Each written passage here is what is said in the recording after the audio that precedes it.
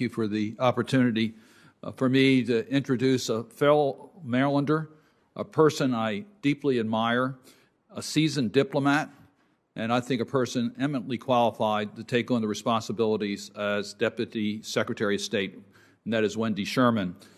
On a personal note, I have known Wendy Sherman and her family for my entire adult life. Her family represents the values of giving back to the community, and Wendy has chosen a career in public service for all the right reasons, to make our nation and world safer and to enhance opportunities for all. So first, Mr. Chairman, I want to thank Wendy Sherman and her family for their willingness to continue in public life. We recognize the sacrifices, and we thank you for being willing to serve our country. Ambassador Sherman is extraordinarily qualified to be the Deputy Secretary of State. She started as a social worker and rose to become the Chief of Staff for Senator Barbara Mikulski. She knows how to work with senators. She was the Secretary for Children and Youth in Maryland, and also in Maryland, the Director of the Maryland Office of Child Welfare. She has executive experience. She knows how to manage, and she knows how to lead. She has incredible experience in the State Department as the Assistant Secretary for Legislative Affairs, a counselor for State under Secretary Albright with the rank of Ambassador, Under Secretary of State for Political Affairs, the first woman to hold that position, and if confirmed, she would be the first woman to hold the Deputy Secretary of State position. She knows the strength of diplomacy and how to use it to advance U.S. interests. I can't think of a person better suited for this position at this moment. We are at a critical junction. We have the opportunity to rebuild America's diplomacy, to strengthen relations with allies around the world, and to promote our reputation as a global leader for democracy, human rights, and the rule of law.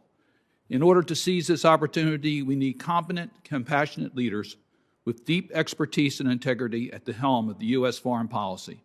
Ambassador Sherman is just such a leader. She is first and foremost a dedicated public servant. Ambassador Sherman has spent her career advocating for people and the public good. Ambassador Sherman is a tested diplomat with particular experience in many of the most urgent challenges that face our global community today. She has gone toe-to-toe with our adversaries, from North Koreans to Iranians, and represented the United States with dignity, strength, and poise.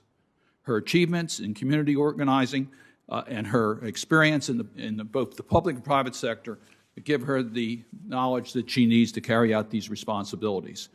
I want to just mention one example of why I think Ambassador Sherman is the right person for this position, and that is the Iran nuclear agreement.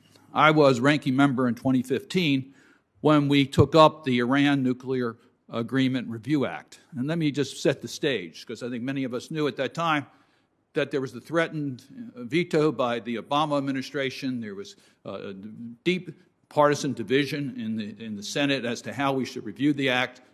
And we worked together, Democrats and Republicans, with the Obama administration. Ambassador Sherman was extremely helpful in making this a reality. And at the end of the day, that Review Act passed the United States Senate by 98-1 vote. And Ambassador Sherman was key in involving Congress as we reviewed that act. She gave each of us, Democrats and Republicans, a meaningful role in how we could improve the Iran nuclear agreement. She was totally engaged with complete transparency and trust. Ambassador Sherman and I came out with different sides on the final agreement, but I could not stress how impressed I was of her commitment to include all of us in the process. She gave us the opportunity to fully participate in the best traditions of the executive and legislative branches working together to strengthen U.S. foreign policy. Ambassador Sherman's the type of leader we need at the State Department, who knows how to work with Congress and will always put the national security of America first. I strongly endorse her nomination to be the next Deputy Secretary of State. And Mr. Chairman, if I might, I would ask unanimous consent that a letter signed by 100 former ambassadors endorsing Ambassador Sherman's nomination to be Deputy Secretary of State be made part of our record. Without objection. Thank you, Senator Cardin. As an esteemed and respected senior member of the committee, you're well-served, Ambassador, by that glowing introduction. So thank you, Senator Cardin. Let me start off with a few remarks to set the scene, and then I will turn to the distinguished ranking member. Ambassador Sherman, Mr. McKeon, before diving into some of the many regional and global issues we face, I want to address the serious challenges facing the department and its workforce. Our career foreign and civil service are an invaluable resource for this nation. Their dedication, professionalism, and sacrifice deserve our gratitude and our support. But the last few years have been trying for the department. There has been a stunning loss of expertise, steep declines in morale, little accountability for those at the top, and the department still has not achieved a workforce that reflects the diversity of this great country. It's clear that Secretary Blinken is setting a tone and critically an example that will help restore trust and empower career experts. In particular, I appreciate his commitment to ensuring the department's leadership and workforce reflect the diversity of our nation, including the recent announcement of a Chief Diversity Officer. It will, of course, take more than just a good example and hard work from the Secretary to rebuild the department and its workforce. So I look forward to hearing from both of you how you'll contribute to that cause. You also both know the importance of a strong relationship between the department and Congress and the value of engaging and securing congressional support on major foreign policy decisions. In recent years, that relationship has suffered. I appreciate the Secretary's acknowledgement of the problem and commitment to productive engagement with this committee. I expect to work with him and you to solidify this relationship so that it does not vacillate from one administration to another. While restoring and rebuilding the department is essential, we face a series of pressing challenges around the world, and I'll just highlight a few. Iran. As I'm sure you remember, I was not a proponent of the JCPOA, but I also believe that the Trump administration's decision to withdraw without a serious strategy involving our allies would ultimately leave us less safe and Iran emboldened. Unfortunately, my belief has been realized by Iran's continuing aggression across the Middle East and the recent IAEA report that Iran's enriched uranium stockpile is now more than 14 times over the JCPOA limit. Public reports suggest that they are 3 months away from crossing the nuclear threshold. I support this administration's plan to return to diplomacy, but returning to the JCPOA without concrete actions to address Iran's other dangerous and destabilizing activities will be insufficient. I believe there is bipartisan support to find a comprehensive diplomatic approach with Iran that includes working closely with our European and regional partners. And I urge you to do everything possible to find this sweet spot, because without bipartisan support, no deal will be durable. Russia continues to challenge the U.S. and our allies around the world. I welcome the President's commitment to lead again on areas requiring cooperation like strategic stability and arms control. But the U.S. is also obligated to counter the Kremlin as it uses its military to attack neighbors, its media to lie to the world, its oligarchs to corrupt our economies, and its security forces to repress peaceful democratic opposition. Many on this committee are focused on the Nord Stream 2 pipeline. I have supported the legislation to stop the pipeline. It is the congressional will, as is evidenced by its passage, and I urge the administration to act with urgency to block this effort. In our own hemisphere, democratic governance is under deep strain. Cuba remains under the rule of an entrenched dictatorship. Venezuela has been kidnapped by a brutal criminal regime, and fraudulent, deeply flawed presidential elections have led to political crises in multiple countries. Across the region, irregular migration has skyrocketed as citizens face diminished prospects, crime, and lose hope in their home countries. More than 5 million people have fled Venezuela, and hundreds of thousands are abandoning El Salvador, Guatemala, and Honduras. Addressing these crises require effective leadership. I'm very concerned about the viability of the peace process in Afghanistan. The Taliban is clearly not abiding by all of its commitments under the February 29th agreement, calling into question the future of Afghan security and governance. We need senior-level focused attention from the department. On Africa, this was another casualty, in my view, of the previous administration. We are losing the Sahel. The 2020 Global Terrorism Index found that 7 of the 10 countries with the largest increase in terrorism were in sub-Saharan Africa. Fragile democratic transitions are in jeopardy in Ethiopia and Sudan, while there is significant democratic backsliding in Uganda, Tanzania, Mali, and the Ivory Coast. Here, too, we need senior-level attention and an effective strategy. I'll save China for questions, but it is clearly the single most significant foreign policy challenge to the United States. We must not only confront China, but we must compete with it, and I look forward to hearing some of your views in that regard. Finally, I would be remiss not to note that there are American citizens being held hostage or otherwise unlawfully or wrongfully detained in many countries around the world. Iran is among the worst offenders, including the wrongful detention of Siamak Namazi, and more recently, Ahmad Sharjeh.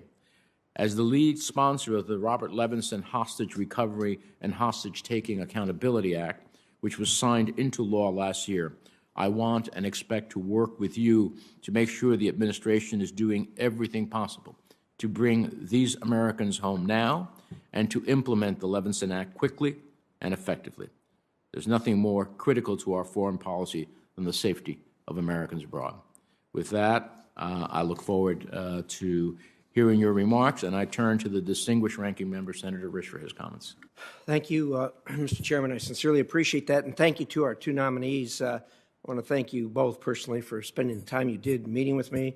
Mr. McKeon, I really, on a personal note, really appreciate your personal history of my office, since your attachment to that office goes back a long ways, and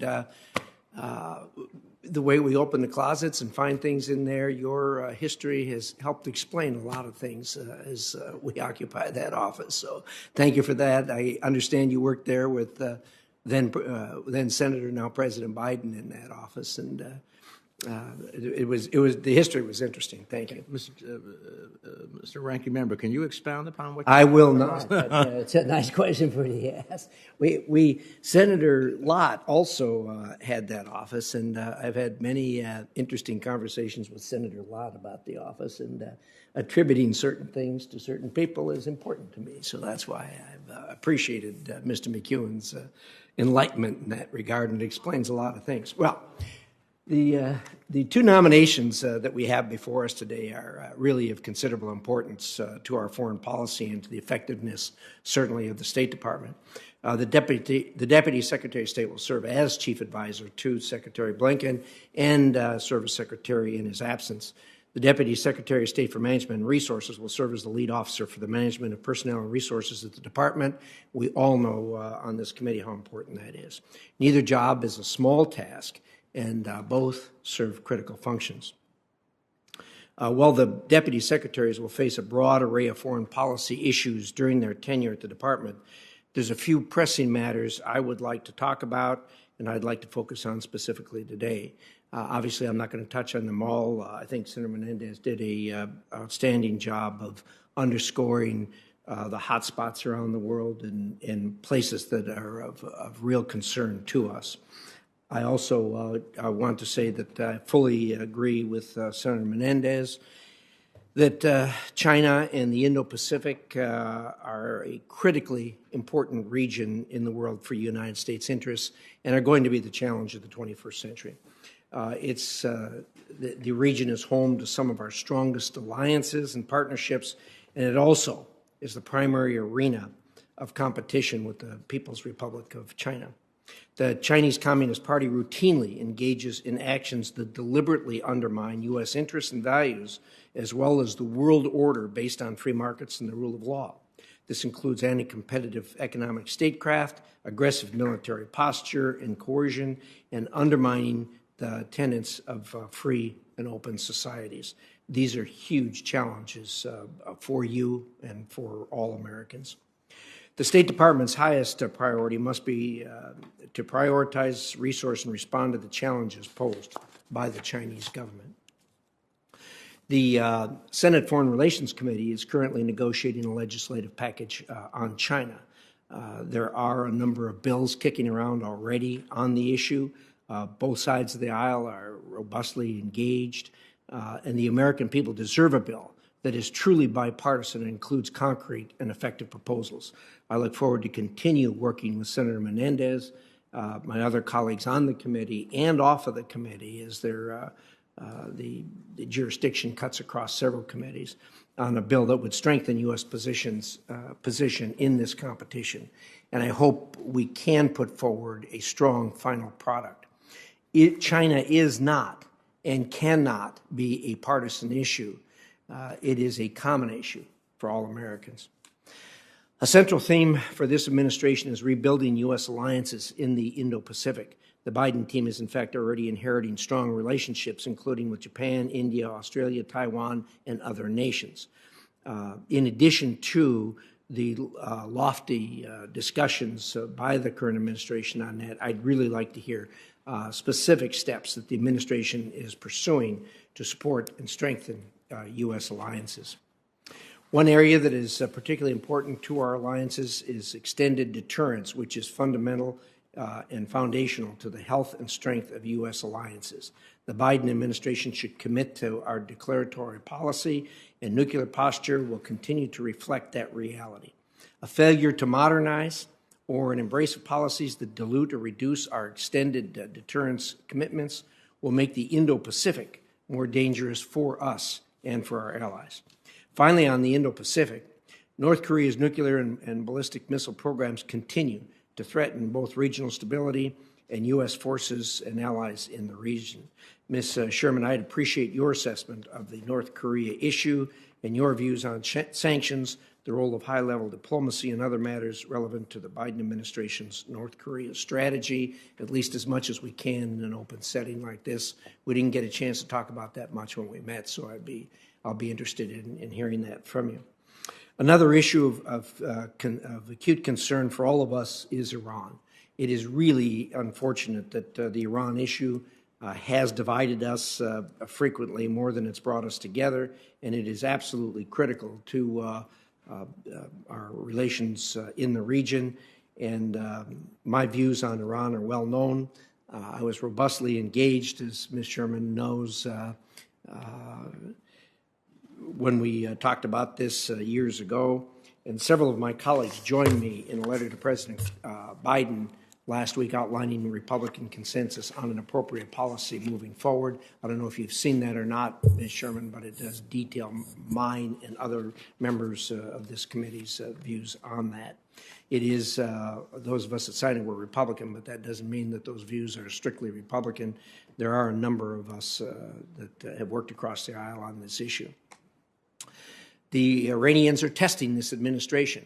They tested it again this morning, as most of you know, with an attack on American facilities in the region. And the response at the outset is going to be very important. I have no doubt that all of you are at the present time discussing that, and I would hope creating a very worthwhile, appropriate response to the testing that's done. This testing, I think, that the Iranians are doing is emblematic of the mindset of these people. We're at a juncture here when people are talking more and more about sitting down and trying to resolve the issues, and what do they do but ratchet up actual kinetic attacks against Americans. These people, as you told me, Ms. Sherman, are not to be trusted. And I agree with you on that in that regard, and I doubt that there's many people sitting around the table here that would think otherwise.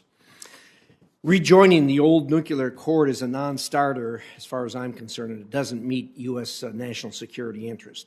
The scope is too narrow, and the sunsets have passed or remain dangerously close. Any new deal with Iran must address its regional terrorism, ballistic missiles, and detention of U.S. persons, issues that should be addressed now while the United States has leverage.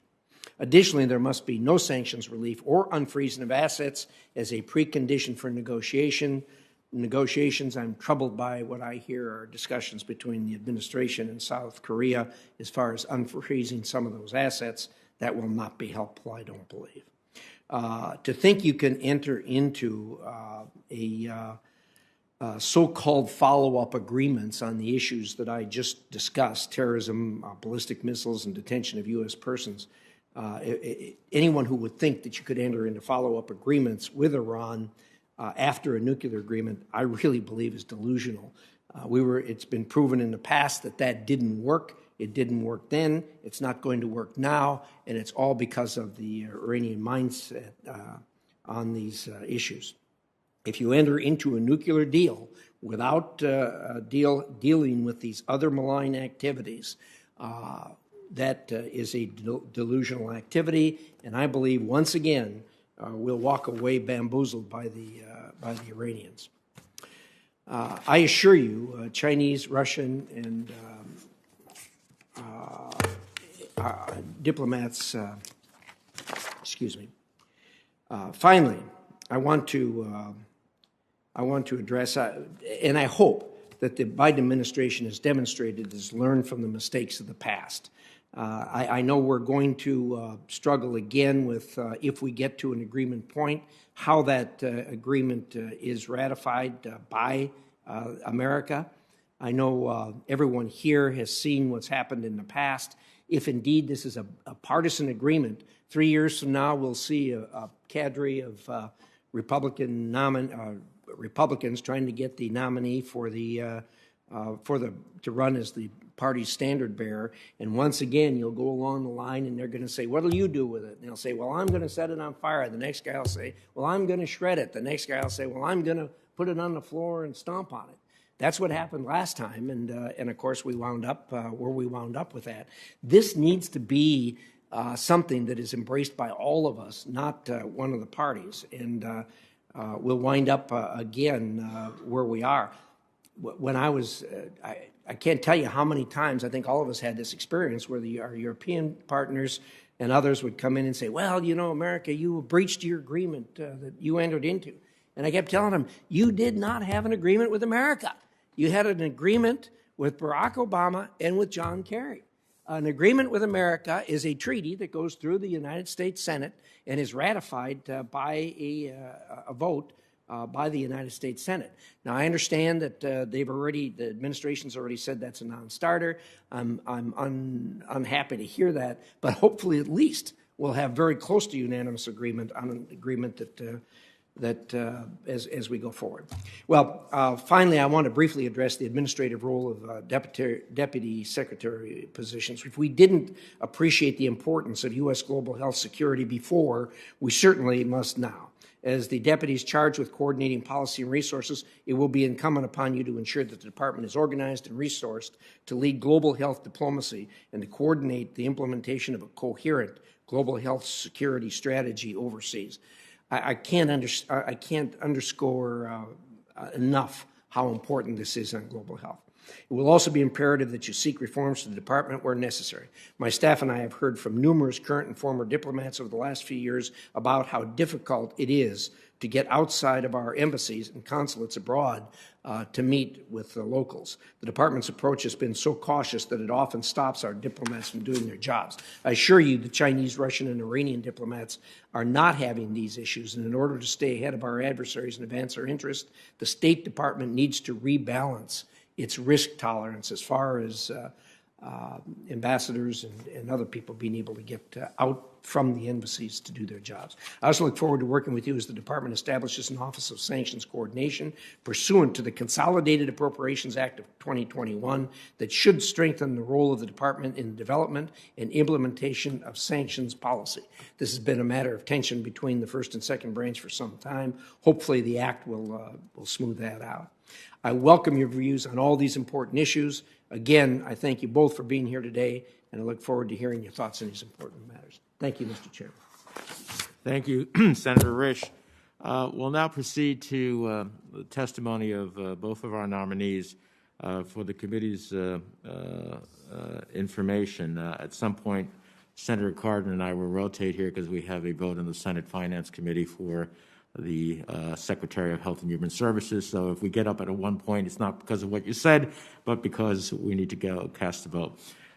So we will turn to our nominees. Ambassador Sherman, as to both of you, your full statement will be entered into the record.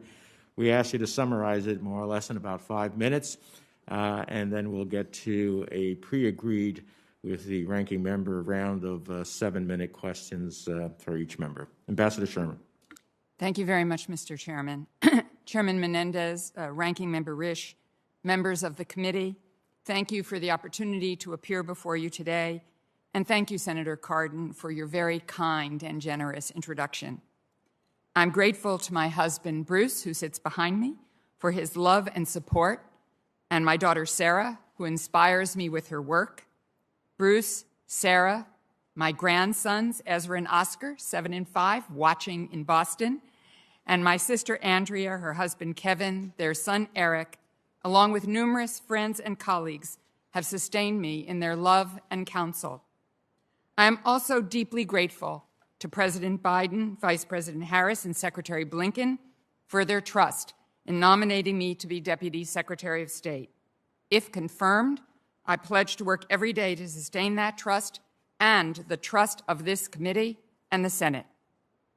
President Biden has outlined a foreign policy vision that puts diplomacy center stage, where we lead not just by the example of our power, but the power of our example, and where our foreign policy benefits and serves the American people. This vision is one that is deeply personal to me. In 1945, my parents were present at the founding of the United Nations. My father, then an active duty Marine, still recovering from injuries he suffered at Guadalcanal, felt it was important that he and my mother attend the founding of a forum to prevent war and spare future generations from suffering their generation endured. This same sentiment led him to help found what later became the American Veterans Committee. My parents instilled in me a profound commitment to making a safer, better world for the American people. That commitment led me to social work and community advocacy, and later to politics and public service as a means of improving the lives of my fellow citizens. As the President has emphasized, diplomacy must be the tool of first resort of American leadership in a more interconnected and competitive world. From the pandemic to the climate crisis to nuclear proliferation, the challenges that threaten the prosperity and security of the American people will only be solved by working together in common purpose with our allies and partners. To do so, we have to rebuild alliances and partnerships, strengthen our democratic institutions, increase economic opportunity, and enhance respect for democratic principles, including freedom of the press, religious liberty, human rights, and the rule of law. Engaging in the broadest way possible, not only with government officials, but with the private sector and all of civil society, youth, women and girls, journalists, and opinion leaders, is critical to our success in this effort. When I served as the Undersecretary of State for Political Affairs, I traveled to 54 countries to advance Americans' interests and values. I went to Burma in support of further democratic and economic reforms and met with both Aung San Suu Kyi and Min Aung Hlaing. I traveled to Bangladesh after the horrific garment factory accidents to press on worker safety and labor rights. In Africa, I pushed on countering Chinese investment and welcomed rising leaders on the continent as part of the Young African Leaders Initiative. I traveled to almost every conflict zone and engaged extensively with our transatlantic and Indo-Pacific allies and international partners who work with us to resolve those conflicts. If confirmed, I will bring a breadth of experience and relationships to bear on the challenges that face our country today. Among all of these challenges posed by the ambitions of China to rival the United States, the determination of Russia to damage and disrupt our democracy, and the nuclear and other threats posed by Iran and North Korea. To compete and win the strategic competition with China, we have to invest in America and confront and challenge Beijing where we must, including on human rights and democratic values. We will act firmly in defense of our national interests in response to actions by Russia that harm us or our allies. If I may, Mr. Chairman, ask for one more moment. Thank you. With respect to Iran, as the lead of the U.S. negotiating team for the JCPOA, I remain clear-eyed about the threat that Iran poses to our interests and those of our allies. I am ready to address your questions about the JCPOA, but I would note that 2021 is not 2015 when the deal was agreed, nor 2016 when it was implemented. The facts on the ground have changed, the geopolitics of the region have changed, and the way forward must similarly change. Moving forward on the challenges their country faces will not be easy, but I firmly believe in the capacity of the United States to meet those challenges through renewed global leadership and the exceptionally talented staff of the State Department. During my prior service, I experienced the unparalleled professionalism of the State Department civil servants, foreign service officers, locally engaged staff, and contractors. I also saw the personal sacrifices and contributions of their families. I hope I will have the opportunity again to work with these extraordinary women and men.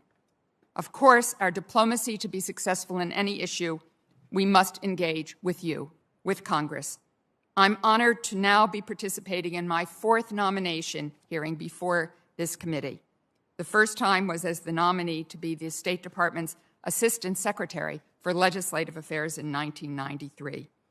I've learned firsthand the need for close and constructive coordination with Congress, with consultation, not just with notification.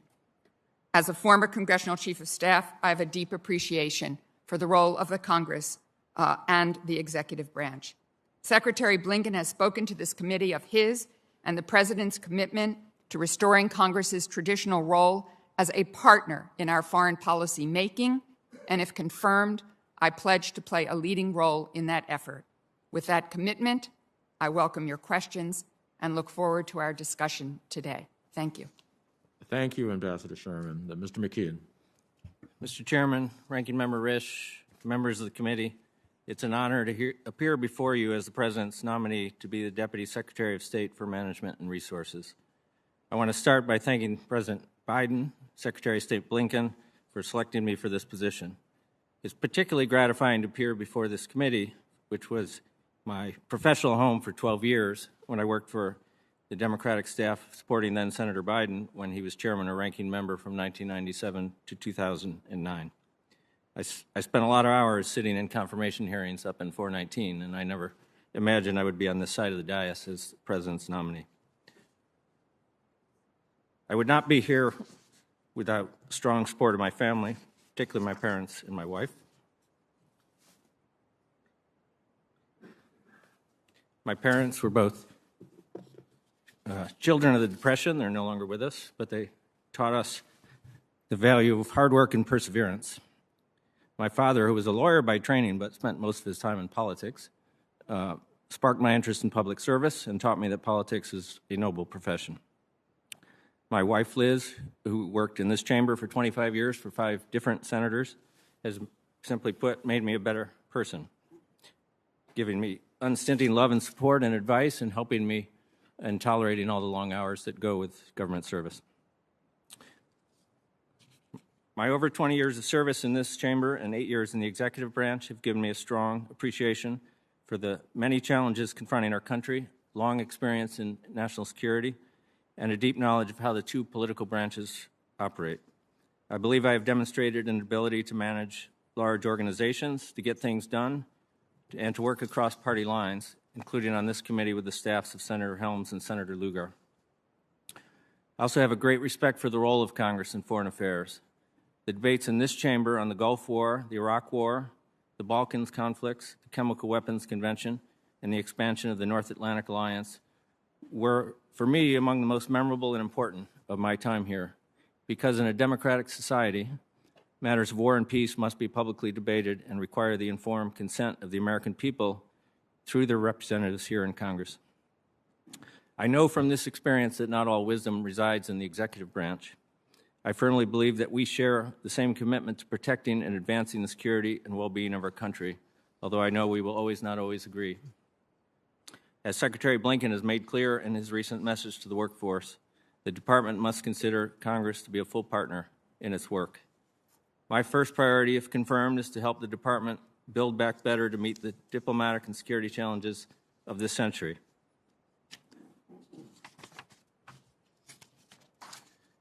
This starts with investing in our greatest asset, the over 75,000 public servants who work in Washington at over 270 posts around the world and in dozens of facilities in the United States. Our diplomats are on the front lines of America's security and interests, and they deserve our support and efforts to strengthen their ranks. We must ensure that we recruit, develop, and retain a diverse and professional workforce that is prepared and empowered to advance not only our traditional diplomatic interests, but also to address the pressing challenges of this era, such as climate change, global health security, irregular migration, advanced technology, increased economic competitiveness, threats to democratic governance, and not least, the long-term strategic competition with China. Let me say a few words about diversity, which will be a top priority for all of our senior leadership. Stated simply, the Department of State cannot fully represent America unless the workforce is fully representative of America. We must make real gains in advancing diversity, equity, and inclusion through concrete actions to dismantle structural barriers at the department. Meaningful change requires sustained focus on three key areas: talent management, transparency, and accountability. Secretary Blinken has made clear he will have such a focus, and so will I, if confirmed. If confirmed, I also intend to devote considerable attention to ensuring that we are aligning our resources with our policy priorities, both investments in state operations and in state and USAID foreign assistance programs, and that we are good stewards of the taxpayer dollars. For the last several years, the Congress has, on a bipartisan basis, protected the international affairs budget from requested cuts, which has thankfully provided a solid foundation on which to build. If confirmed, I look forward to working with you to ensure the Department has the resources and authorities it needs to meet the challenges we face. I'm committed to ensuring the effective management of these resources, but we will need your help to make necessary investments in our workforce, in information technology, in building and maintaining safe and secure embassies, and in our foreign assistance programs. With that, I appreciate the opportunity to be here today and look forward to your questions. Well, thank you both. We'll start a round of 7 minutes per members. I'm just going to ask you some generic questions on behalf of the full committee, and I'll reserve the balance of my time to intercede as I believe is appropriate. When I met with both of you, we discussed the department will need to rebuild and repair its relationship with the committee after the last few years. Based on our discussion and the points that you have made in your opening statement, I'm confident you understand the importance of a constructive relationship between the department and Congress. So I have a few quick questions along these lines, and I would just appreciate a yes or no answer to them. Do you agree that the State Department is accountable to Congress and the American people? Yes. I do. Do you commit that the department will keep this committee fully and currently informed on the department's activities? I do. Yes. Do you understand and agree that a constructive relationship between the department and this committee requires meaningful engagement and consultation with the committee while policies are being developed, not after the fact? Yes. And do you commit to ensuring that type of meaningful engagement? Yes. Yes, I do. And do you commit to working with this committee to provide answers on outstanding requests that your predecessors withheld from Congress through years of stonewalling? Yes, to the extent that I know what they are, Senator. Same answer, sir. Thank you. With that, I'll turn to Senator Risch. Thank you, Mr. Chairman. I appreciate that. Ms. Sherman, let's get right to the heart of the thing to begin with. Your comments about this not being 2015 are greatly appreciated. I think we all understand that. You say you're clear-eyed about the challenge in front of you, and in your defense, I will say that you are carrying water for different people this time than you were last time. I and a lot of my colleagues here were deeply, deeply disappointed, as you know, in your performance in negotiating and getting to the JCPOA. And I got to tell you, one of the most surreal experiences I've had in the United States Senate is the hearing we had where I was asking you about the annexes, or whatever you call them, the supplements to the JCPOA, and you wouldn't tell me what was in them. And as you know, I serve on an intelligence committee, so I got the same national security clearance that you do and did at the time. And yet you wanted me to support the agreement, but wouldn't tell me what was in part of the agreement. And I couldn't do that, and I won't do that, and I won't do that in the future. You say you're clear-eyed on this. We're all clear-eyed, we hope. But tell me, what are your thoughts about putting in front of us another agreement that's got annexes or agreements that we can't see, and yet you want us to support them? Are we headed down that road again? Well, Senator, thank you very much for your candor and for recalling a situation that was uncomfortable all the way around. I'll bet it was.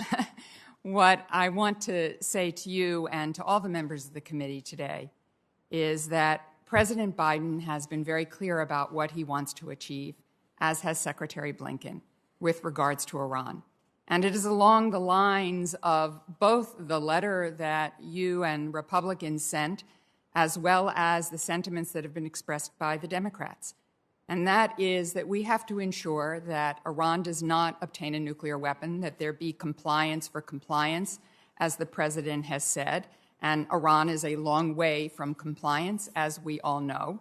The president and the secretary have also said that we must work with you and with our partners and allies to address all the other issues of concern regarding Iran, and there are many. Their ballistic missile production, their state sponsorship of terrorism, their really concerning behavior in the region, their arms sales, their human rights abuses of their own people, putting American citizens in Evin prison. I can go on and on about all of the range of concerns. So in my view, Senator, and I do not have access to intelligence right now, which is considerably important in this situation. I don't have access to all of the thinking of the administration because I'm not in it. But if confirmed, I would want to learn all of that. So in the Deputies Committee, I can bring my experience, but the decisions that need to be taken will be along the lines of those laid out by the President of the United States and the Secretary of State, and indeed have to be decided on the merits of where we are today, not nostalgia for what might have been. I think this is a very tough problem set. I think it will require serious discussions, as the chairman said, with the United States Senate on both sides of the aisle to get your views, to understand.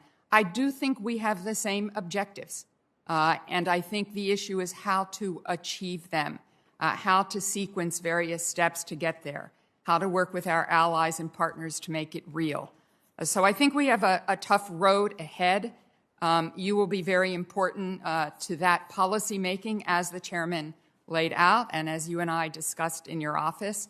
And I look forward to those conversations and to working in this administration, if confirmed, to deal with what is a very difficult challenge. Well, I agree it's a difficult challenge. As you and I discussed when you were in my office, I consider the malign activity of Iran just as important as the nuclear aspects of it. And as I told you, the nuclear aspects of it, for me, become less important when I know that there is a country on this planet which has a tolerance that is substantially lower than ours for Iran developing a nuclear weapon. Indeed, they consider it existential. And they have said to me over and over and over again, they will never allow that to happen. You guys can sign any agreements you want. You can do whatever you want.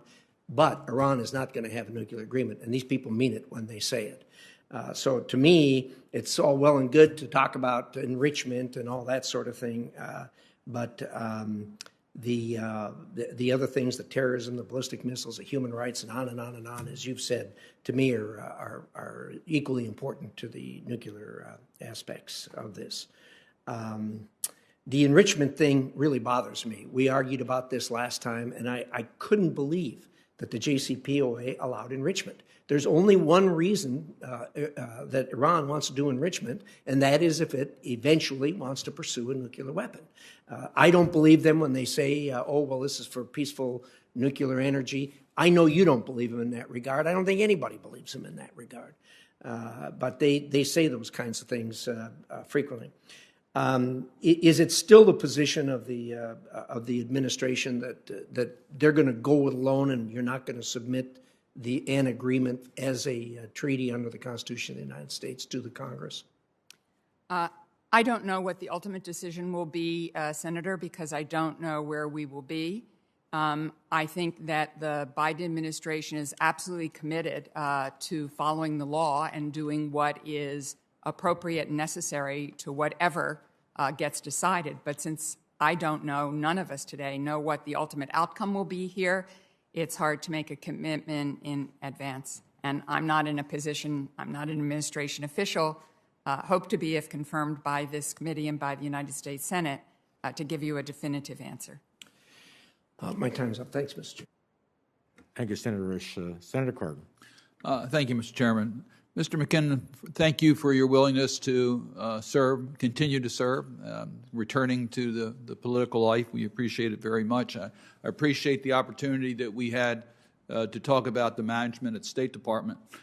I want to give you an opportunity to talk about the commitment, if confirmed, to deal with the diversity at the State Department. This committee has for many years concerned about the opportunities within the State Department for all people, diversity, so our State Department looks like our nation and can represent the global community more effectively. I was pleased to hear that Secretary Blinken announced a new Chief Diversity and Inclusion Officer. I don't believe that person has been named yet. Could you just share with the committee your commitment and strategies to improve diversity at the State Department if you're confirmed? Yes, thank you very much, Senator Cardin. The President's made his commitment, and he's made it clear that he wants to have a government that looks like America, and that, of course, includes the Department of State. The Department does okay in recruiting underrepresented communities. It's not doing well in retention and promotion, and the data of officials at senior levels bear that out. The GAO just did a report, I believe, for this committee and the House committee that emphasizes that once again. As you said, the Secretary has appointed, or has announced he will have a Chief Diversity Office. There is, I believe, a person who's tentatively been chosen, is probably in vetting, so I hope that announcement will be made soon. We really need to make it a priority across the board in everything that we're doing, and emphasize to all of our leaderships that, that this has to be our priority in the bureaus and in overseas missions. What we really need to focus on, among other things, on the retention and promotion side is transparency, giving people opportunities to advance in a fair and objective way, and making opportunities available for people to show that they have leadership skills and the capabilities. And we need to understand, why are people leaving? Why are they not finding the Foreign Service to be a good professional home?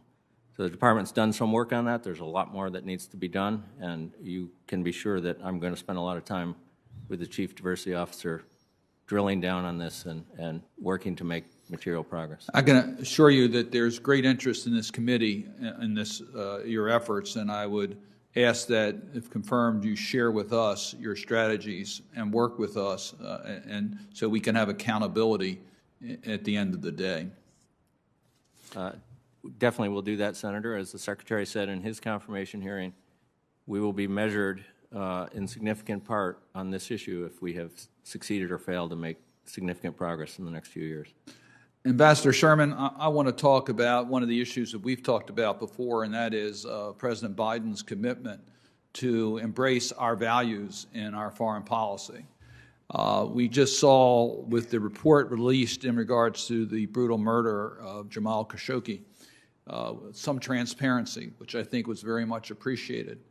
But there's also frustration that because of the position of the Crown Prince, there may not be full sanctions imposed against him under using Magnitsky sanctions or the like. So I want to give you an opportunity to express how we will advance U.S. values. There is legislation that Senator Wicker and I have put in to make the global Magnitsky statute a permanent statute. It's certainly gaining global credibility. We've also, with Senator Young, introduced legislation that would provide a clearer direction on dealing with anti-corruption around the globe. Can you just share with me your commitment to advance U.S. values as we embrace countries that we have to have strategic relations with? We recognize that, but it needs to be under the umbrella of advancing U.S. values. Thank you very much, Senator Cardin, and thank you for your leadership and working with Senator Young as well on both the Global Magnitsky Act and trying to figure out how to better deal with the challenge of corruption around the world, which is certainly a very difficult and very critical challenge in so many ways. Where the horrifying murder of Jamal Khashoggi is concerned, the administration, the Biden-Harris administration, has made it very clear from the start, as has Secretary Blinken, that the administration is recalibrating its relationship with Saudi Arabia. It has done that by making public the report that had been kept non-public for so long about the murder and the accountability for that murder. The president took a very important step by saying that we would no longer sell offensive weapons to Saudi Arabia because we want to see an end to the Yemen war, which is, in fact, a very bipartisan view up here in the Senate, that conflict should end, that it is a humanitarian disaster. I think that we will, in other ways, and I think that when the president spoke to the king of Saudi Arabia, he was quite clear that we will not be silent on human rights.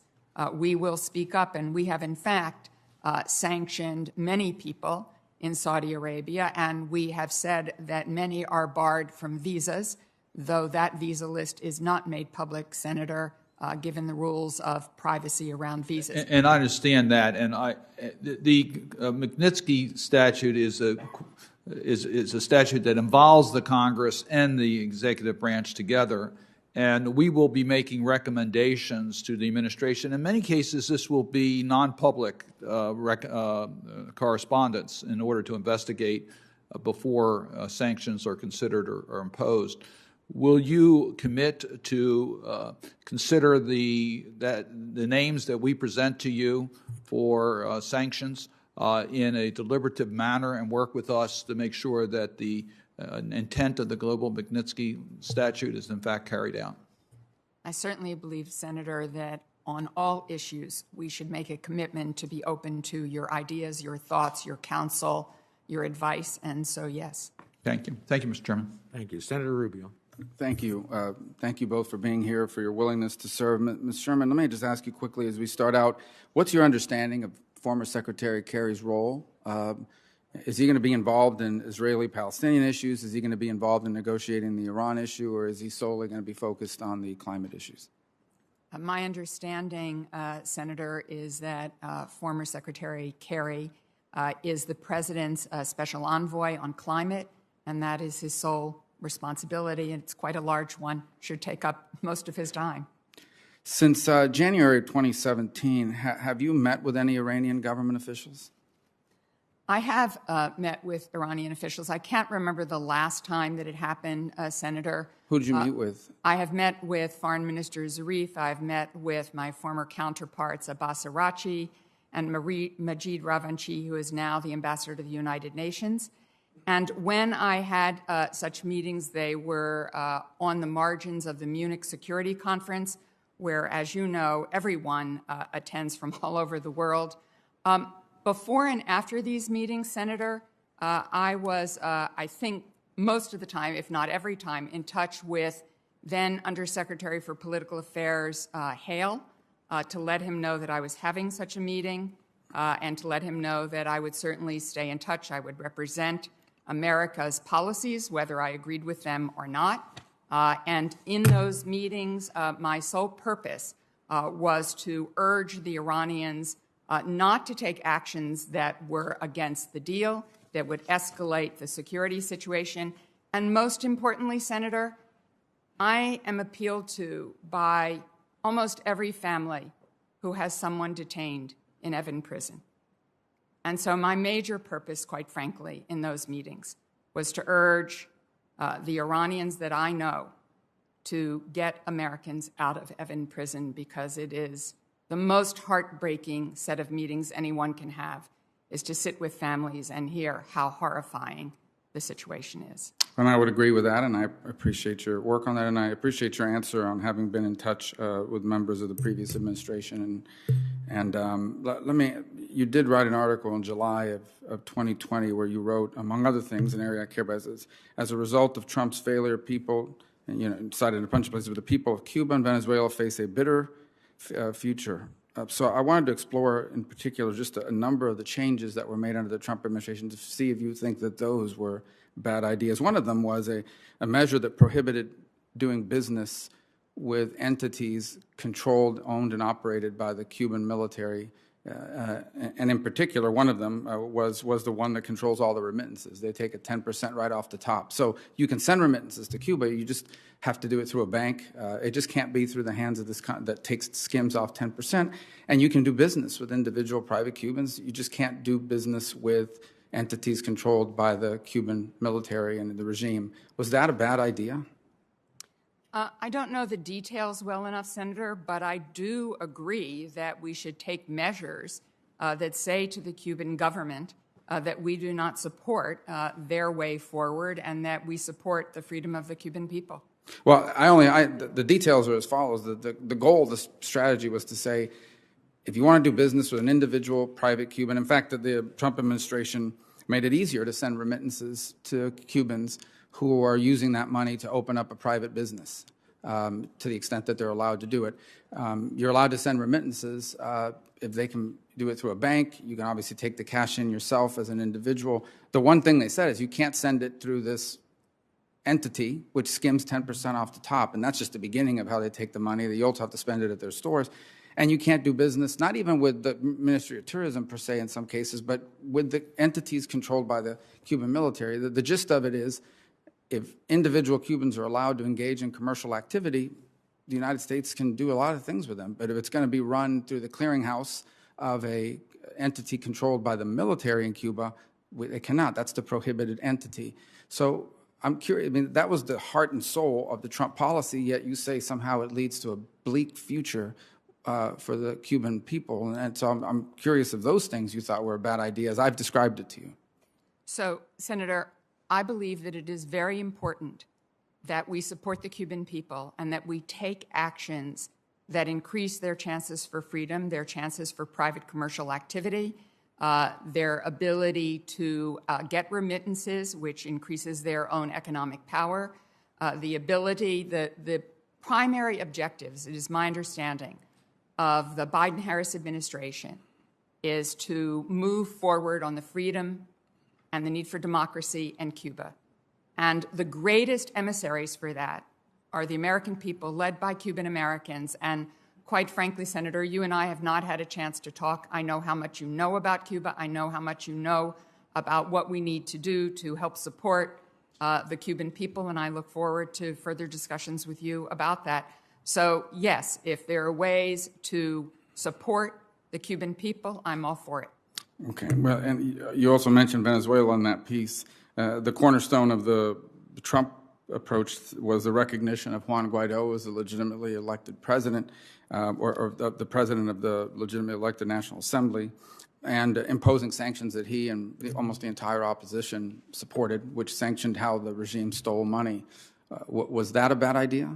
I think it was a very good idea to support Guaido as the legitimate leader of Venezuela. What I would have hoped for, Senator, difficult to do, is that we would have done more work to bring together our allies and partners in the region and around the world, quite frankly, not just in Latin America, but around the world, to increase the pressure and to support and recognize Guaido to try to end the horrible saga for the Venezuelan people. Well, the overwhelming majority of countries in the region did recognize Guaido and did come together via the Lima Group. Yes, indeed, and beyond the Lima Group and around the world. I just think there were more steps that we could have taken. It is a very difficult situation, and again, you and I have not had a chance to talk about this, and I look forward to your counsel. I know we share the same objective, and that is for the people of Venezuela to have a life, and right now they do not. Well, I would just close by saying this. Beyond the Lima Group, the only countries really left at that point, at that time, were Nicaragua, Cuba, and Argentina and Bolivia under Morales. Good luck with that. Beyond Latin America, Senator. Well, that's the EU just sanctioned Venezuela as well, so, and many of those countries did. So, thank you. Thank you. Thank you. Senator Shaheen. Thank you. Thank you both for being here this morning, for your willingness to be considered for these very important posts, and for your ongoing willingness to serve this country. I think you are both the perfect choices for this difficult time based on your understanding of both the executive branch and Congress, of the State Department, and your commitment to restoring America's role in the world. So I want to begin and really appreciate both of you taking the opportunity to talk with me before we got to this hearing. And one of the issues that I discussed with both of you was how we are going to continue to treat those public servants from the State Department and other parts of our government who have been affected by what's known as the Havana Syndrome, the attacks against our diplomats in Cuba, China, and other parts of the world. And there are, as I see it, there are two parts to this problem. One is to ensure that those people who have been attacked are treated properly, are believed, and that they get the medical attention and benefits that they deserve, and Congress has worked on that. We passed legislation in the last Defense Authorization Act to try and better level the playing field for those people who were affected. But the other piece of that is ensuring that we get to the bottom of who's responsible, and I hope the State Department will work with DOD, who, as I understand, has been designated the lead agency, to try and come to understand what's happening. So I would ask that, if confirmed, will you both commit to addressing the recommendations of the National Academy of Sciences report, and more generally to providing more transparency with Congress and the public on this issue? Senator Shaheen, as we discussed yesterday, protecting the people we send overseas is our top priority. We have to take care of them. We send them out on behalf of the United States. And so we're very grateful for the work that you have done and the committee has done and the Congress has done to make sure that benefits are being provided to those who have suffered. But we do obviously need to do work to find out what is the cause of this. I don't really understand why between the FBI and CIA and DOD and State Department we haven't been able to figure it out. It's not a slight against anybody who's doing the work. It's just, it's kind of confounding. So as you know, the Accountability Review Board on this matter pointed out there was not a leadership at the top of the department paying attention to this issue. So I intend to take on this issue in coordination with Ambassador Sherman, but this will be a high priority to get after this, and we'll be happy to continue to talk to you about this. Thank you. Ambassador Sherman.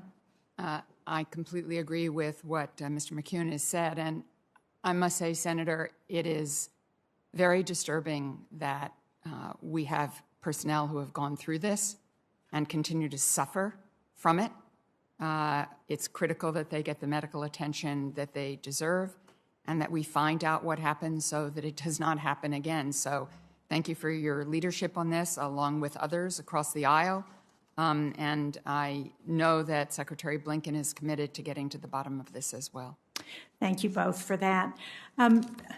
One of the challenges we continue to face is the ongoing war in Afghanistan. One of the reports that didn't get as much attention as the Khashoggi report in recent weeks was the Afghanistan Study Group that made a number of recommendations that I think are particularly relevant as we see the recent assassination campaign against civil society leaders in Afghanistan, and particularly against women. But what that report recommended is that the administration should slow the withdrawal of troops in Afghanistan, abandon the May 1st exit deadline, reduce American forces further only as security conditions improve. And I wonder if you could respond to that, Ambassador Sherman. Certainly. I've been briefed on the the Afghanistan study group. It's hard to keep all the study groups straight. And I think they just did extraordinary work that I am sure the administration will take into account as it is undertaking its own review. There is no question that Secretary Blinken believes that diplomacy has to be at the core of a just and sustainable settlement in Afghanistan, that the role of our troops is really to ensure that we do not have the recreation of al-Qaeda in the future, or even a new ISIS foothold as a safe haven. And so there's very careful deliberation going on with our Defense Department colleagues, it's my understanding, and ultimately a decision by the President as we approach May 1st about how to proceed. To your point about women, and I've told you this story, I share it with the other senators, one of the most searing meetings I've ever been in as a diplomat was with Secretary Albright in a Peshawar refugee camp after the Taliban had driven people out of Afghanistan. And Secretary Albright and I were able to meet with the women in that camp because we were women. And my daughter was a teenager at the time, and a teenager about her age told a story of watching her sister being raped and thrown out the window. These were women who were doctors and teachers and professionals and homemakers and moms who were just trying to keep their family together. And I was horrified. And I know there is a deep commitment to ensure that whatever is ultimately happens for the people of Afghanistan, that women never find themselves in such a position again. Well, thank you for that. I think there is some anxiety around the administration's announcement of Zalmi Khalilzad continuing as the special representative to the U.S. for the U.S. in Afghanistan. He has been distinctly unresponsive to the need to include women in any of the negotiations. Now, that may have been a function of the previous administration, but I can tell you in my discussions with him, he did not hear me at all when I said, this needs to be a priority for the United States. So I hope you will take that back to the State Department and to the Biden administration and make it clear that in any work that he's doing on our behalf, that he's including women at the table. Thank Senator, you, Mr. Chairman. If confirmed, there will be no doubt that in everything I do at the State Department on behalf of the people of this country, I'll make sure women are included. Thank you very much. Senator Romney is recognized. Thank you, Mr. Chairman. Ambassador Sherman, as the Undersecretary of State for Political Affairs under President Obama, you obviously were very much involved in the development of the JCPOA and negotiating the JCPOA. You know that people like myself and many in my party were very, very concerned that that was not an agreement that was effective in preventing Iran from ultimately having a nuclear weapon. As a matter of fact, my read of that agreement is that it would delay Iran from being able to develop a nuclear weapon, but that ultimately they would be permitted to develop a nuclear weapon and have the missiles necessary to deliver that to targets of their interest. Am I correct in that understanding that the agreement would delay but not prohibit Iran from ever having a nuclear weapon? Senator, people read the agreement differently. The objective of the agreement and I believe the outcome of that agreement was that Iran would never obtain a nuclear weapon.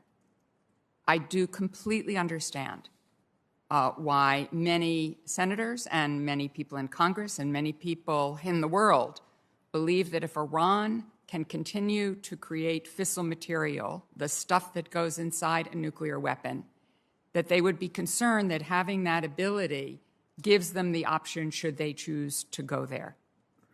So I see the problem quite clearly, and what I have said this morning I think is very important, which is that we are now where we are, which is outside of the agreement. The Iranians have increased their enrichment capacity. They've increased their development of ballistic missiles. They have increased their bad behavior. The maximum pressure campaign may have put chips on the table, but it has not stopped. In fact, they have gone further than they had at the end of the Obama administration. So we will all have to work together on what is the best strategy going forward. The President and the Secretary have said that they want to re-enter the deal if there is compliance for compliance. The Iranians are far away from compliance, so there is a long way to go here. With time, I'm anxious to get your perspective as to how it is this agreement prohibits Iran from ever having a nuclear weapon. My understanding is the agreement allows them to enrich and to create fissile material down the road, and that they obviously have the capacity at some point to use that fissile material to develop a nuclear weapon under that agreement. It does strike me that the purpose of our strategy with regards to Iran's nuclear program is twofold. Number one is to try and to dissuade them from ever having a nuclear weapon, and that is the ultimate objective. And number two, to exact a very high price on Iran such that they, as well as other nations thinking of going nuclear, would understand the consequence of taking that step, that the price is going to be very, very heavy indeed. I don't understand how re-entering the JCPOA in any way either, number one, dissuades Iran from ever having a nuclear weapon, or makes the price sufficiently high to keep them from pursuing that course. So I guess I'm anxious to get your perspective as to what the purpose would be of re-entering an agreement which does not prohibit them from having a nuclear weapon. Well, the Biden administration, is my understanding, Senator, has said that they want to create a deal that is longer and stronger, but is part of a comprehensive strategy that deals with all of the elements of concern with Iran, including delivery systems for a nuclear weapon, and to ensure that any agreement ensures that Iran will not obtain a nuclear weapon. I would be glad to, but I think it's probably will get us into the weeds to talk about why the JCPOA did create the assurance that you're looking for. But it's really beside the point now, because we are at a very different place. The geopolitics are very different in the region. There were many things that I disagreed with the previous administration on, but the normalization of relations of countries with Israel, known as the Abraham Accords in the previous administration, was a very good thing. It has changed the geopolitics of the region, and that means that one has to think about this in a different way because there are different elements on the table. So I think we have to start where we are now and figure out the best way forward, and I would hope that if I'm confirmed that I have an opportunity to get your views on this, and as was laid out at the beginning of this when the chairman asked for commitments from Mr. McKeon and me, that Congress and the Senate and this committee will be there at the takeoff, not just at the landing.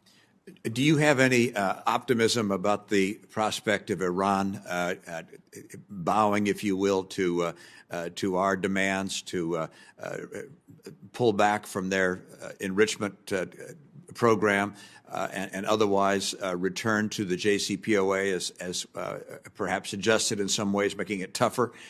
With the attack last night by Iranian-backed militias in Iraq, it would suggest that they're flexing their muscle, not showing their weakness.